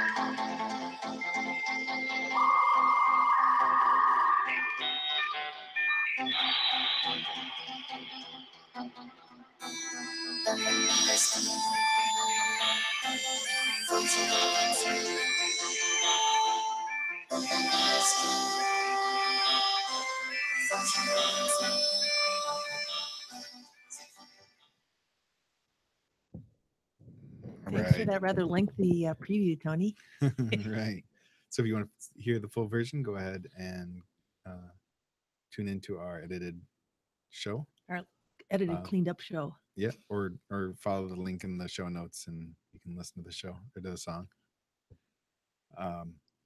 Actually, as that was playing, I was looking through some more news and I found an article that looked interesting. I didn't have time to read through it, but it's called Coin Loin. I don't know, have you heard of that? It's hecht.com does Scared to ask. a look at it. Well, it says a CIO analysis of Okay. Coin Loin, and it's a Bitcoin. A Coin Loin is building. It's a purse that you wear on your lower hip. No. It says is building the world's first cryptocurrency trading platform with a built-in portfolio manager, atomic swaps, publishing and promotion tool set, dual blockchain order book system, and token generation capabilities. So Okay. just thought that was interesting. I'll leave you. When I saw portfolio manager, I thought of you, Mary, for like trading and stuff. Oh yeah. Do you know what December 3rd is? 1, 2, 3. 1, 2, 3. Also, the 25-year anniversary of SMS. This text messaging started 25 years ago today. Wow. Yeah. Also, GSM. That was 10 years after Pong came out. 10 years after Pong came out. Yeah. That's right, Pong. Or no, not 10, Ping. 20 years after Pong Yeah, I was came going out. to say Pong. Maybe that's just something we should add to the end of the show, like this. All right. Today in history. Yeah. This day in history. Today in tech history. Today in tech history. Not really a discussion, just a quick blurb of things that That's occurred right. this day. Yep. And then we can Apparently, I have some breaking news with the Pontiac Silverdome implosion. They were going to detonate it. Yeah. Did it happen? Well, the explosives went off. Oh boy. It's still standing. It's still standing. No way. We're just going to say that What an thing epic was fail. well built. Yeah. Yeah, that's Right. true. That was a All very right. dangerous situation to fix. So Yeah. I didn't know Okay. it was today.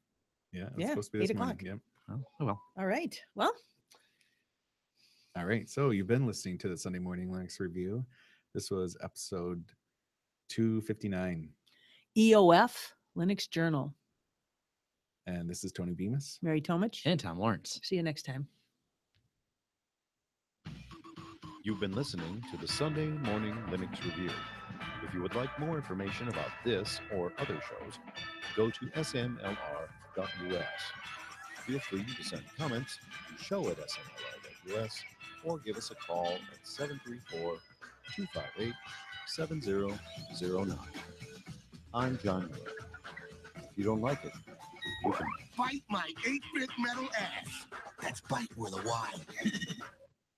All right. And if you look behind me, that's the bathroom behind me. And the door is just enough so it's not showing the toilet. But you can see Tom's artwork in there that has the Super Mario Brothers. There's actually a video on YouTube. Yeah, and he put a video on YouTube.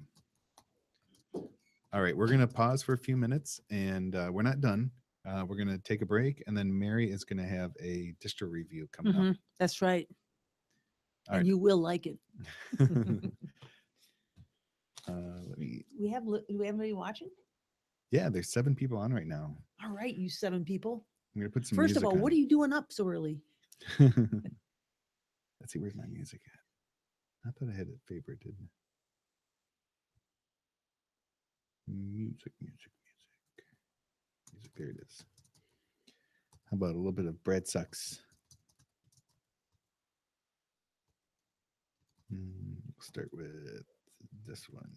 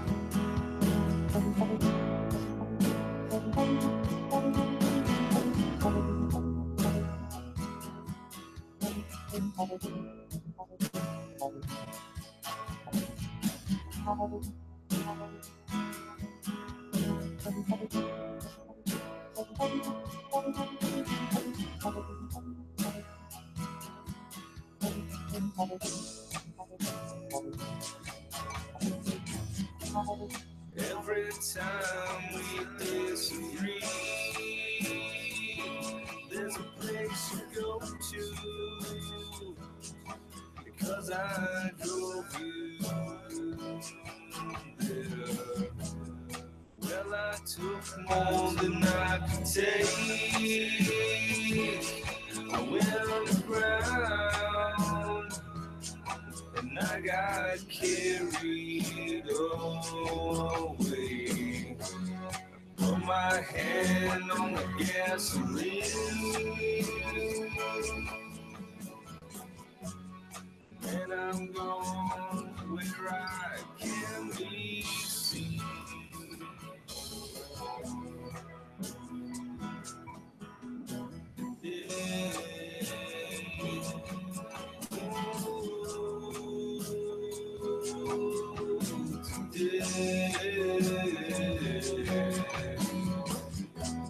Said you remember how it used to be, and then I woke a buried home body. The doctor says I can face the day when you're not around, but there ain't no place I'm safe. Put my hand on the gasoline,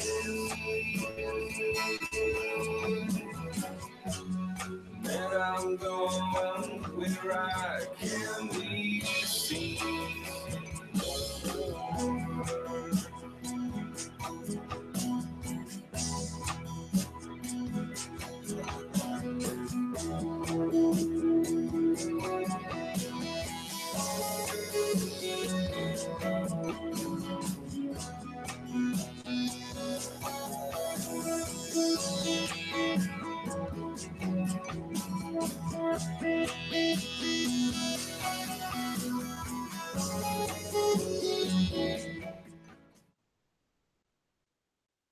Tom's busy. Tom's He's not busy. participating in our I little am. joke fest over here. We're coming back on. All right. I'm Are we ready? developing all my questions and notes. Oh my You do a God. crash course. You're going in to it. ask me questions? I'm gonna learn all of it in 5 minutes. You know, Tom, I wouldn't put it past you. All right, you guys, before we get started, I'm going to take my sleeves off. Oh. There we go. All right. That's how I layer. I layer in segments. All right. All right, we're ready. All right. Let's And do- for you, anybody still watching after that, you should get an award. Okay. we still have 5 people. Hi. 2 dropped off already. No. All right. I'm ready now. I can roll up my sleeves. All right. Let's do a quick out of chest. All right. Test. Test 1 2. Test 1 2. All right. And Tom, real quick. 1 2 1 2. I'm All right. ready to talk. Fibonacci. The Sunday Morning Linux Review. All right. Are we ready to go? I'm ready. All right. The Sunday Morning Linux Review with Mary Tomich, Tom Lawrence, and Tony Bemis as the Beaver.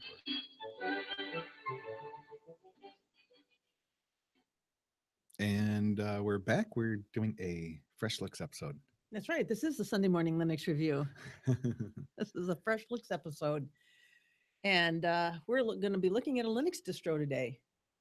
Yeah, this is Tony Bemis. Mary Tomich. And Tom Lawrence. And I know you may be wondering which Linux distro I'm going to be reviewing. And I'm going to be telling you that in a few moments. But first of all, let me just say this. Nestled in the shadows of the Carpathian Mountains, less than a day's drive from Castle Dracula, you'll find the home of this Linux distro. It first appeared in DistroWatch's front page in late August of this year as a successor to the now defunct Kogeon Linux. And I hope I'm pronouncing that right. Oh boy. Tony, I should have let you pronounce it. Just let kidding. Tom mingle words. No, well, that one I don't know. It's my hobby. Soft G, hard G. Its mission is simple: to bring the power of Gen 2 Linux to the masses by providing a very quick way to install a pure Gen 2 Linux system without spending hours or days, in my case it would be days, compiling from source code, reading documentation, etc. What Linux distro has such a lofty goal? Red Core Linux. That's What right. what is that based on? It's based, Tony, you weren't listening. It's based on Gen 2. Oh, I wasn't listening. Oh man. We had that all Based on planned Gen 2. and you screwed it up. No, just kidding. Don't, It is, yeah, so they're trying to like bring it to the masses, right? that's right. Yes, they are. Oh. And actually, I'm going to give a little sneak peek at my my take on it. Yeah. They have brought it to the masses. Ooh. So anyway, and as you may have surmised from my introduction there, my flowery introduction, it is a Romanian-based distro. Now, Red Core's stated target user group is casual desktop and laptop users, and to some extent, workstation power users. The Red Core website says it will nicely fill any gaming, multimedia, office, and internet browsing needs.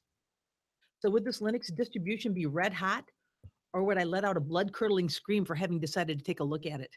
Let's find out. Ooh.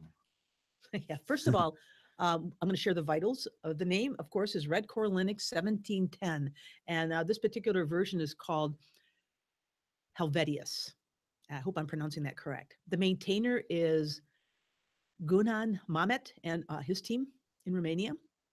The distro's latest birthday was November 7th, 2017. And Tony, what is it a derivative of? Gen 2. That's right, Gen 2. The kernel in this particular release is 4.9.53-Redcore-LTS. By the way, too, Linux kernel 4.12.14 is available from stock if you want to go ahead and run that. But by default, you're going to get the LTS version. Now, the review desktop is LXQT or LXQt, although OpenBox is also available. Let's take a look at the live environment. Downloading it, I normally don't mention this task because it's a no-brainer and I do it well. But I do want to mention how convenient the Red Core team made this process by including the username and password information immediately above the link. And I'm just going to tell you guys that sometimes when I go in to download a distro for the purposes of reviewing it, sometimes that stuff is not really obvious, but these guys did it right. They had it listed right above that link to download, so I didn't have to go searching for it. Yeah. And I just wanted to give a little shout out to the fact I appreciated that. Because those little conveniences are not lost on me. I also noticed a link to the ISO image repository, and this link opens to the index of the available ISOs, which essentially, because it's only been out now about a year or so, it's got 1708 and 1710. Now, Red Core initially spins up to a blood red. That's my Hungarian accent. I'm not kidding you. It is blood red. It's just as red. And of course, I got a little laugh out of that just because it's a Romanian-based distro. So I very much appreciated that.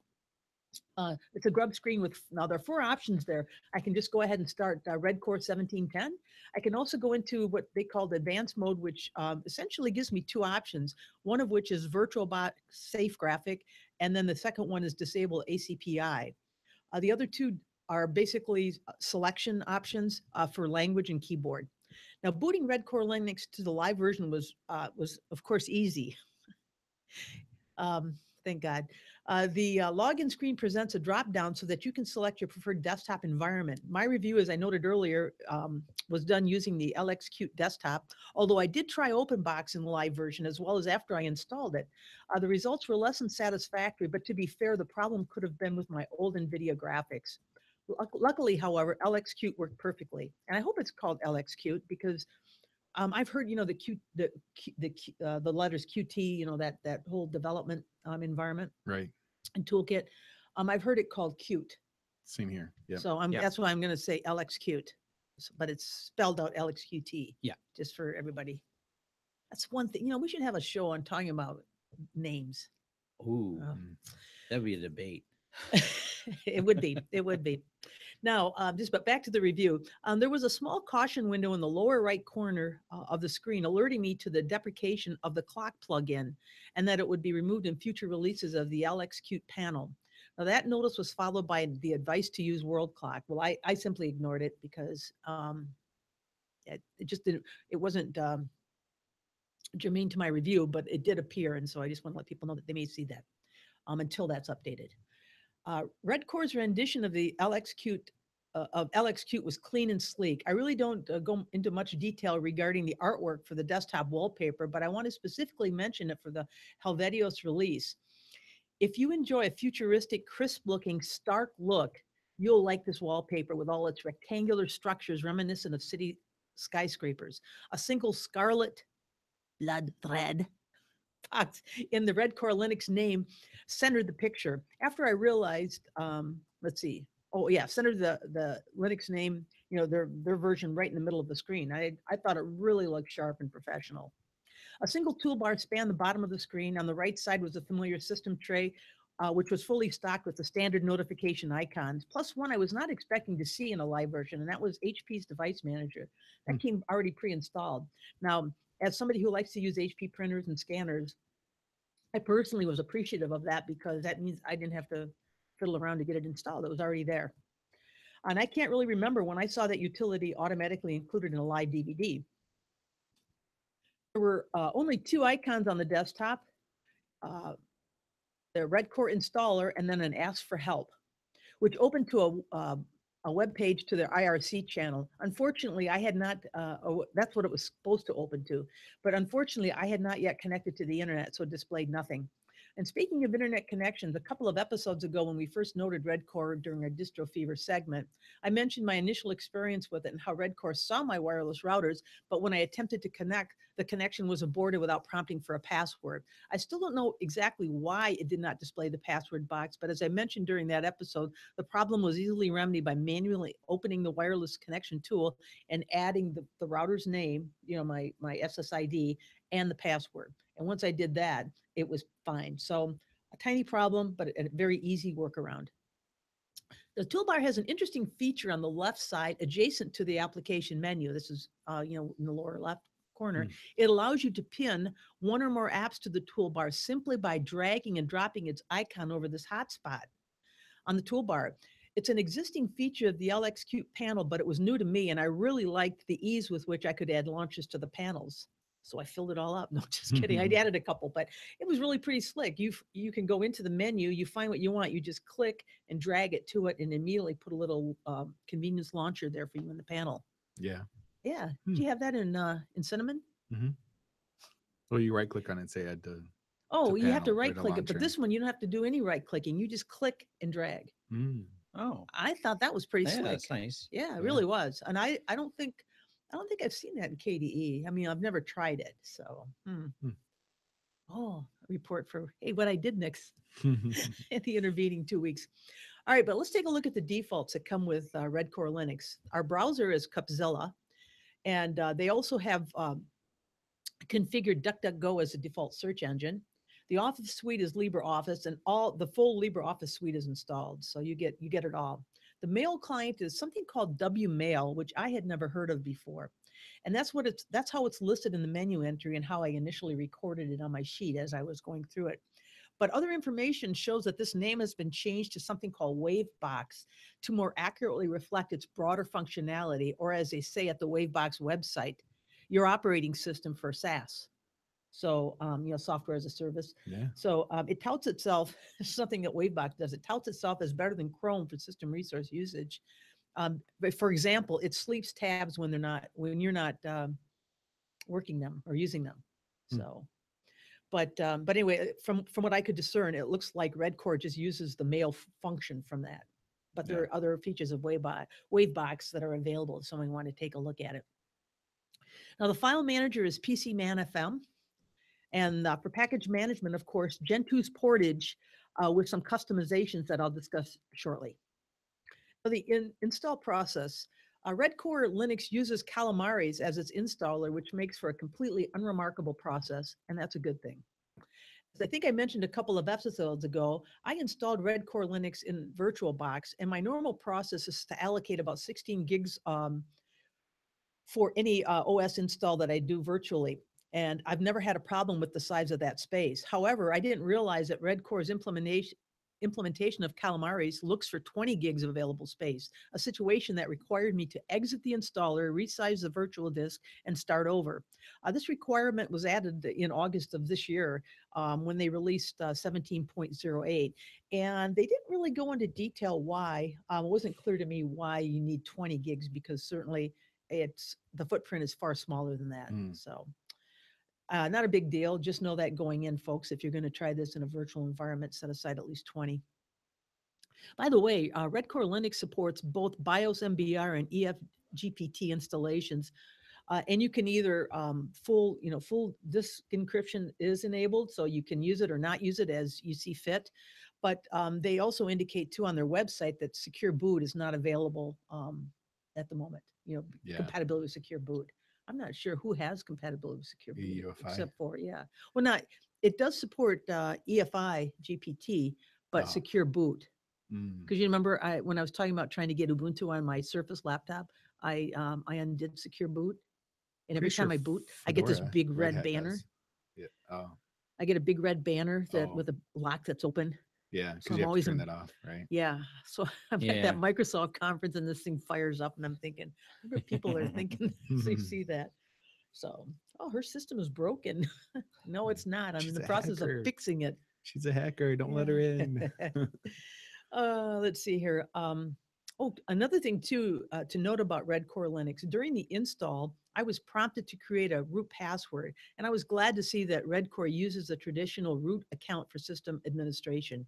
After I install any Ubuntu-based distro, activating the root account is typically one of the first things I do. I like to have a root account available. Sudo is fine, but sometimes I like to do a lot of different things, and I like a root account. So. Yeah, well, especially if you break your own username, then you need to have a second user account to get into, right? to fix it, yes. Yeah, exactly. I've done that plenty of times. Yeah. All right. So so that was the install, and as I said, it was unremarkable. It was pretty easy to get this thing up and running. That's a good thing. Yes, it is a good thing. But keep in mind too that I did this in a virtual environment, so but it worked just fine. Now, after I installed it, Red Core booted to the same rectangular theme futuristic desktop. The install icon, of course, was gone. And if I've not noted it before, I was impressed with the clean looks of this distro, but it's time to dive in and see what it had to offer. I can tell you one thing that it does not have, and that's Systemd by default, although Systemd itself is supported by Gentoo.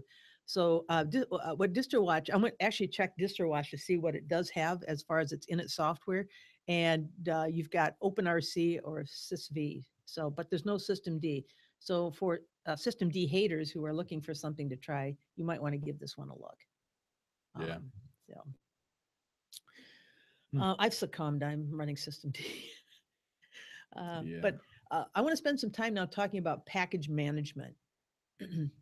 Now, before I dive into the package management approach that they use, I want to return to Red Core's stated focus on desktop and workstation users. Having said that, because they do make that plain as day statement on their website, the site goes on to state, and I'm quoting this, for that reason, and that reason being the focus on desktop users, one cannot expect to find any server applications in the repository, such as you're not going to find Apache, you're not going to find MySQL, you're not going to find Nginx or any of those server-side apps. And they go on to say, and I quote, the repository will always remain small in size, focusing on quality and performance rather than quantity.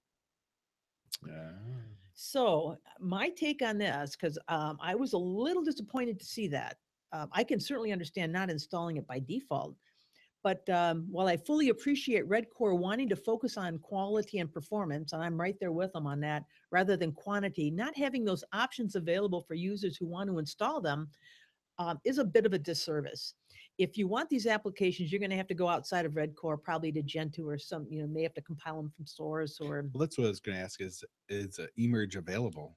Can you just run an eMerge instead to get those? I'm getting to that. Oh. I'm getting to that. So, but yeah, so you'll have to go outside of the Red Core repositories because you're not going to find them there. Okay. And yes, you could, and I'm just going to give you a hint. Yes, you can use eMerge. Hey. Or portage. Actually, you really need to say portage. Portage. As I discovered. Right. I forgot about that. And Tony, what a perfect segue, because here's my next paragraph. Hmm. Since Red Core Linux is based on Gen 2, it should be no surprise that Gen 2's package management system Portage lies at the heart of Red Core's package management system. For anyone not familiar with Portage, I thought Wikipedia provided a succinct summary. It's a management system based, and this is from Wikipedia. And by the way, while I was there, they had their little donation, their Mhm. fundraiser thing going. So I did donate to Wikipedia. Nice. So I urge people to throw in a few dollars away. Yes. Just a few bucks. And I actually did that just before I took this. So, but they say it's based on the concept of a ports collection, which is similar to the BSD style package management, also known as ports. Actually, Portage was originally designed with FreeBSD ports in mind. So I knew that's one of the reasons why I liked Red Core Linux. Portage also consists of two main parts. There's the eBuild system that takes care of the actual work of building and installing the packages. And then Tony, the eMerge that you had just mentioned, which provides the interface to eBuild. See, Yeah, I didn't yeah. realize, I didn't even, until I really dug in and learned about Portage, I just thought it was just eMerge. I mean, I knew Portage, but I just thought eMerge was just like a command. Well, it is a command, but there's a lot more to it. Oh, yeah. I mean, it's the interface that then an eBuild is where all the heavy lifting, as I indicated, is done. So, I mean, so is the Portage? Tony, there are no questions yet. Just let me finish. No. Okay.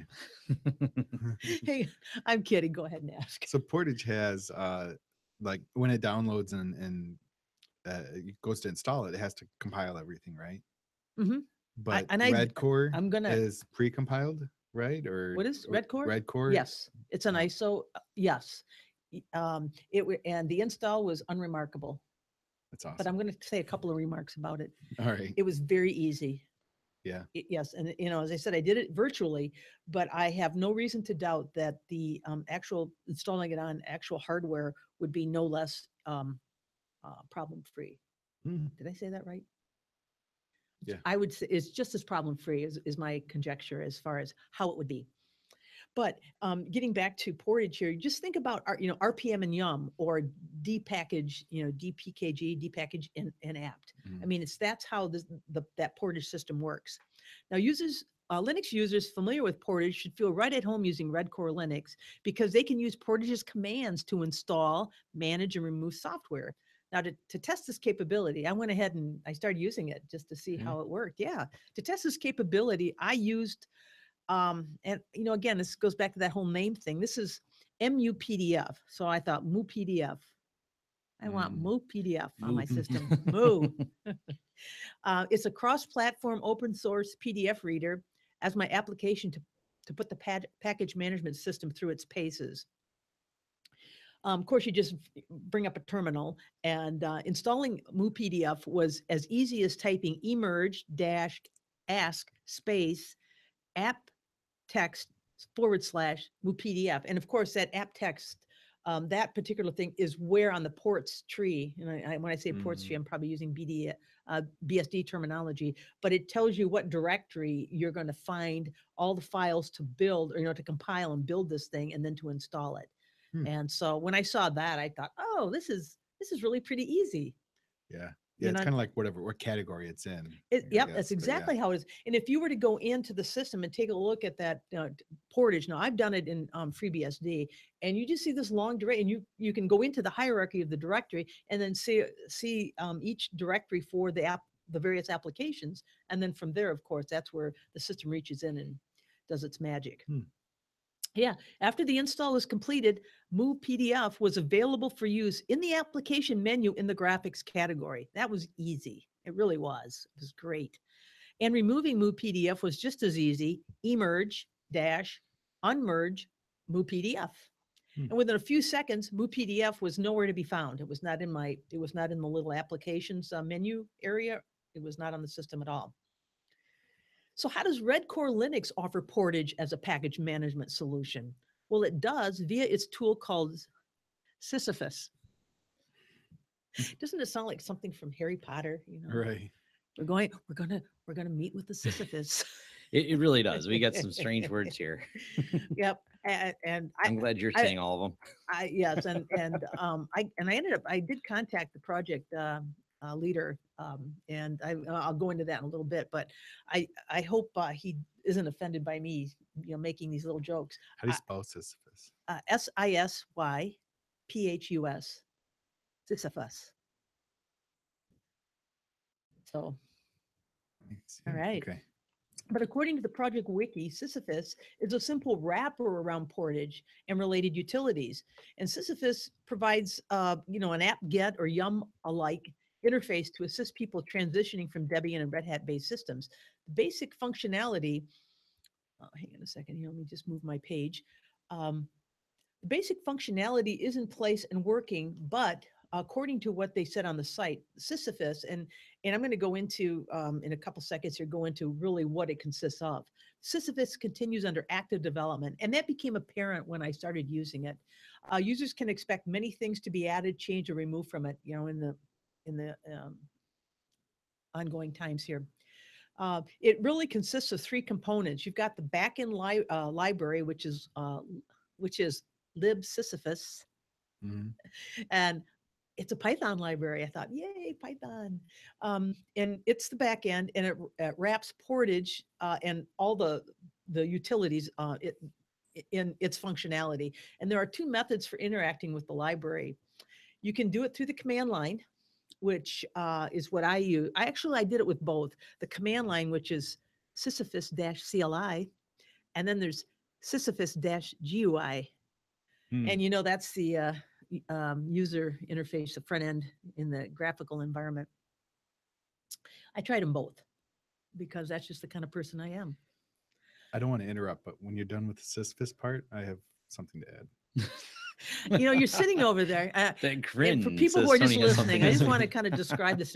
Tony's looking at me, and he has this little mischievous There is grin on something his on the face. tip of his tongue. And I'm thinking to myself, now I know he doesn't think what I'm saying is funny. He's got something planned over there. But anyway, I'm actually at the end of my paragraph. So if you want to go ahead, Tony. So it's interesting they called it Sisyphus, because Sisyphus was the king of, was it Euphoria? Okay. And is now being punished Eutria? for his self or whatever is being punished. But so part of it is him being crafty and getting around things. And the other part that is it's cheating death. So it's interesting to me that these developers called it Sisyphus, and that's how it interacts with Gentoo, builds and stuff. Oh. That they're cheating how hard, or instead of making it really hard, Yeah, and I like that. you're gonna die by having to do so much work, the Sisyphus is helping you out. I just thought that was interesting. That is interesting, and that kind of makes some sense as far as some stuff I'm going to talk about with Sisyphus, because Portage is great, but Portage can be a little I'm not demanding, but it can be just, hey, you know what, if certain things are not satisfied, I'm not installing. Yeah. And I'm going to talk about that a little bit, but that kind of now makes sense why it would be called as far as quote unquote cheating death or cheating. Yeah. But anyway, so let's see here. I named both of those methods for interacting. I tested both options using the same application I tested earlier, which is MovePDF. Now, the CLI install is done from a standard terminal with the command Sisyphus install MovePDF. I mean, it's like apt-get install, except you're using Sisyphus. It paused for a while before installing the software, and I later discovered this is by design, and this is going to kind of segue into the whole mythology thing you just described. The Red Core Wiki page proved to be helpful yet again. They did, actually, I want to mention too, that they did a very nice job. When I go in to review a distro and I come across something that I'm trying to understand better so I can more accurately represent it, sometimes it's a challenge and I have to do a lot of searching to find out about it. But these guys really did a nice job in explaining the commands that Sisyphus does and all the various options and things. I appreciated that. So anyway, but their page proved to be helpful yet again in understanding what's going on behind the scenes, or in this case, behind the terminal. That could be a segment, behind the terminal. All right. There are additional steps taken by Sisyphus where before Portage executes the requested operation. That is because when using binary packages with Portage, the clients must always be in sync with the server. especially if you've got flags, keywords, those kinds of things. If a package has one flag enabled on the server, but not, and the client requests the same package with the same flag disabled, um, he then is out of sync. And what Portage does, it just refuses to install. Hmm. What Sisyphus does is it prevents this from happening because it will go and make sure that you're synced up, and then it will install. And that's interesting because when I open the Sisyphus GUI, across the bottom of the screen it says, "I am syncing myself. Hope to finish soon." Oh, And I first saw that before I realized what was going on behind the scenes. It kind of cracked me up, but just the little, you know. And then it's also when you go to update the system, it says I'm updating now, blah blah blah. It just some of that humor. I see it as sort of humorous in a very positive way. I get a kick out of it. yeah. Let's see here. Another aspect of package management, of course, is how users are notified that updates are available. And one thing I noted when I first went in is looking at the system tray. Usually you get the little update thing. I just was looking for it and didn't see it.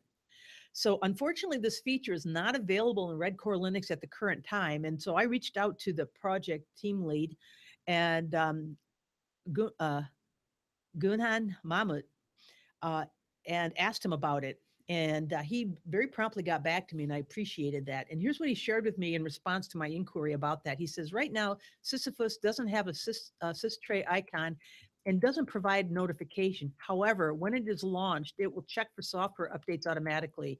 We will add a sys tray sometime in the future. We really have a long to-do list for Sisyphus, and so that's good. So I think if people who are going to use this go into that usage knowing that they're going to need to just open that thing up, or maybe create a little script that automatically runs it in the background, um, that might be a way to do it. But so it's good to see that the feature is on their radar, and that they are working toward it. Yeah. But I could tell when I was using the GUI version, I could tell that it still needs a little bit of work to it. It certainly is usable, and I did use it, and I used it successfully. But you've got to really know what you're looking for. As far as sometimes when I'm using, for example, I use the old Synaptic package manager, which I like. I've used it for years, and even when I'm using a Debian distro and it's not installed, I throw it on there. And I like the fact that I can just type words and it will look in the description and it will look in the title for those words so I can find what I'm looking for. Here, you have to have the exact name. At least that was my impression. That may yeah. be wrong. Maybe there's some maybe wildcard characters you can use, but I had to have it exact. And of course, when you're doing the CLI, you have to have that too. But then I sort of expect that when I'm in a CLI, I know I've got to make sure I know what I'm looking for. But I will say this, after having dinged it a little bit here, I will say this, it certainly worked as expected. I was able to install, remove, update the system, and do all of the kinds of actions you typically would expect of a package manager. I just think it needs needs a little bit more work, and they're on it. I also, when I was doing my research into Portage and Red Core's package management system, I discovered that Portage is completely written in Python and Bash. I didn't know that. Oh, I didn't know that either. I know. I thought, whoa, I like this. But we're going to move on to another tool that they've got, and then I'll wrap it up with some of the other interesting programs I found. They've got another tool called, I hope I'm pronouncing this correctly, but it's VASILE. So I'm inclined to pronounce that as Vasile or Vasile. Vasile. That's what I would Vasile. say. Yep. Yeah. But say that with a Hungarian accent. No, just kidding. No, actually, I think they probably speak Romanian accent. Another system tool that bears mentioning is Vasile. Now, Red Core Linux. Now, I went out to their wiki just to learn about this, but they characterize it as the Swiss Army knife for Red Core Linux. Its name is actually an acronym, and I love this acronym: Versatile Advanced Script for ISO and Latest Enhanced Enchantments. I like that. Instead of enhancements, enchantments. Yeah. I just thought that was great. It was originally developed as part of that Kogeon Linux and to replace similar tools in Sabian Linux, because what I discovered is before this Kaggle on Linux, before it was based on Gentoo, of course, before it became defunct, it was based on Sabian Linux, which also uses Portage. And was also, I think, based on Gentoo. So you can see what they probably want to do is, instead of, it's like some distros, they're based on Ubuntu, then they end up shifting and being based on Debian. I think that's the same kind of situation where you kind of you go back to this more to the source than being a derivative of a derivative. Let's see here. So yeah, so Vasile was moved to Red Core when the development stopped for Kaggle on Linux. And let's see, the Red Core Wiki, as I said, goes into considerable detail about this tool, but I'll sum it up quickly. As a tool for building, you can build Red Core Linux ISOs. This tool also will use Gentoo's Portage system to build binary packages. So you can build packages using this. And behind the scenes, it calls the Gentoo Portage system to assist in that for the Red Core Linux repository. So that's what they use to stock the repository. And it also is used, and this is something I just couldn't find a lot of information on it. I don't know if you guys, I think if Phil were here, he might be able to weigh in on it a little more than he is now, but which is not at all. But anyway, it also is used to change Red Core Linux's operation mode. And there were 3 of them. And I think it has to do with what the system is using for not package management, but what it's looking for. It's either binary, hybrid, or source. Yeah. So it's operation mode. I went searching. I tried to put in some keywords there to see if I could find out what it was talking about, and it wasn't. I just didn't get a ton of useful information as far as what that meant. So I just didn't really do any diving in there. But anyway, it's again another functionality of Vasile. So let's take a look at some of the other interesting programs that I found with Red Core Linux. Now, since it uses Qt as its toolkit, I saw a few familiar KDE applications, and why not? KDE is a great desktop. K3B, KDE Partition Manager. Remember, we talked about that in our last episode. You know, they're kind of configuring it not to use root account. Are 2 of the solid KDE apps. I was also impressed with the amount of software that comes already installed with Red Core Linux. And let's take a look at what's included. First of all, they had several text editors. They have Notepad QQ, which is a Qt-based text editor with developers in mind, or as they say, designed by developers for developers. And if Notepad QQ is not to your liking, you can try Featherpad. This is also a Qt-based text editor, and maybe just what the data doctor ordered. Interestingly, as I said, the HP device manager already came installed. This is, of course, any HP device. It can be very helpful managing it. Now, if you're a gamer, they had 2 options for you. You can install Steam. I did it. I installed Steam. I put my credentials. Now that's nice. I mean, when I say installed Steam, it's got the link there, and it just downloads it, configures it all up. I logged into my account from Red Core Linux. It worked like a charm. I started to open a game, and I thought, oh, I better stop this. I will not. You won't finish this I review. will finish the review.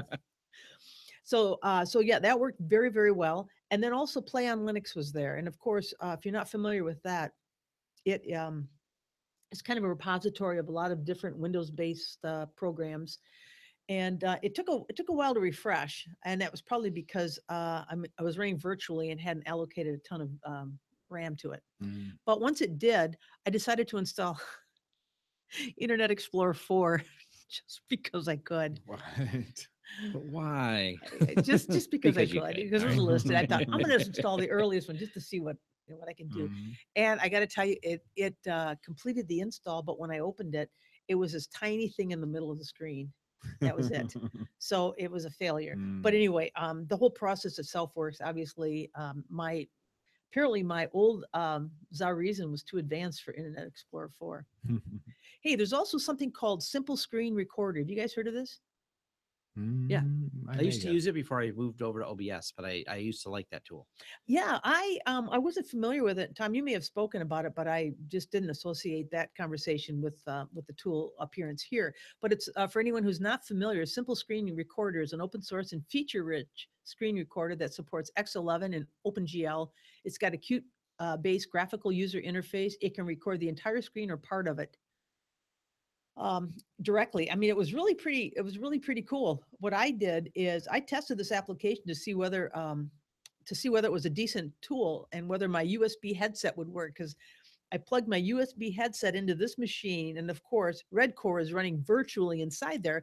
And I was happy to find out that I was able to record both the audio and video inside of Redcore simply by making a couple of changes as far as where the input was coming from, so that it was coming from a Yeah. USB headset and not, the onboard stuff. It's a nice, it's very nice utility. In my earlier YouTube videos, I was Mhm. using Simple Recorder before I needed the more extensive features in OBS. Yeah, and that I was positively nice. impressed with it. It worked. It worked just fine. Also included and automatically installed in the stock version of Redcore is KeepPass XC, which is the community version. It's a cross-platform version of KeepPass X, which I don't use. There was also something called Sandbox, and when you click on it, it opens kind of a segregated terminal. Now, I wasn't sure. I wanted to go in and see what the command was that would get this, so I could determine what exactly it was, whether it was some kind of a little application or just simply a script running behind the scenes to generate a kind of a shroot, a little isolated terminal. That's kind of what I think it was. But I'm not familiar with how LXQt panel works to go easily find that stuff. I mean, I know how to easily find it in KDE, but I went digging around, and all of their panel files, the configuration files, are sitting in a directory. And it's all XML. So yeah. So I thought, oh, I'm not going to go digging trying to find it. Because the first few, I tried to do a search, find Sandbox to see if I could easily locate it, and I couldn't. So I moved on. It also comes with Xsane, the open source scanner tool already installed, and you might be interested to know that KDE CDE Manager is already included. This is the KDE front end to CDE Are you guys familiar with that? What it does is provides a small manager window that gives you an overview of your virtual drives and allows you to mount and unmount images. So I thought that was kind of interesting. That comes pre-installed. So see, going back to my original comment about the server software, so they've got all this cool stuff installed, but then they don't give you you don't have the option to install some server software if you want to. Well, typical user, they're probably based, desktop users. Yeah, well, and that's what they said. So I'm going to quit whining about it. Speaking of whining, Wine is already installed. All right. Yay. And I have installed two old little Windows programs I have. I have one that's called Auto Insult, which will automatically generate one of three types of insults. You can generate Shakespearean insults. You can generate Arabic insults. A lot of them have to do with fleas and camels. And then you can generate modern insults. And then you can generate the degree of not profanity, but of nastiness. So I wonder if they have a bot for that in IRC. That'd be interesting. A profanity bot. I know what I'm Googling.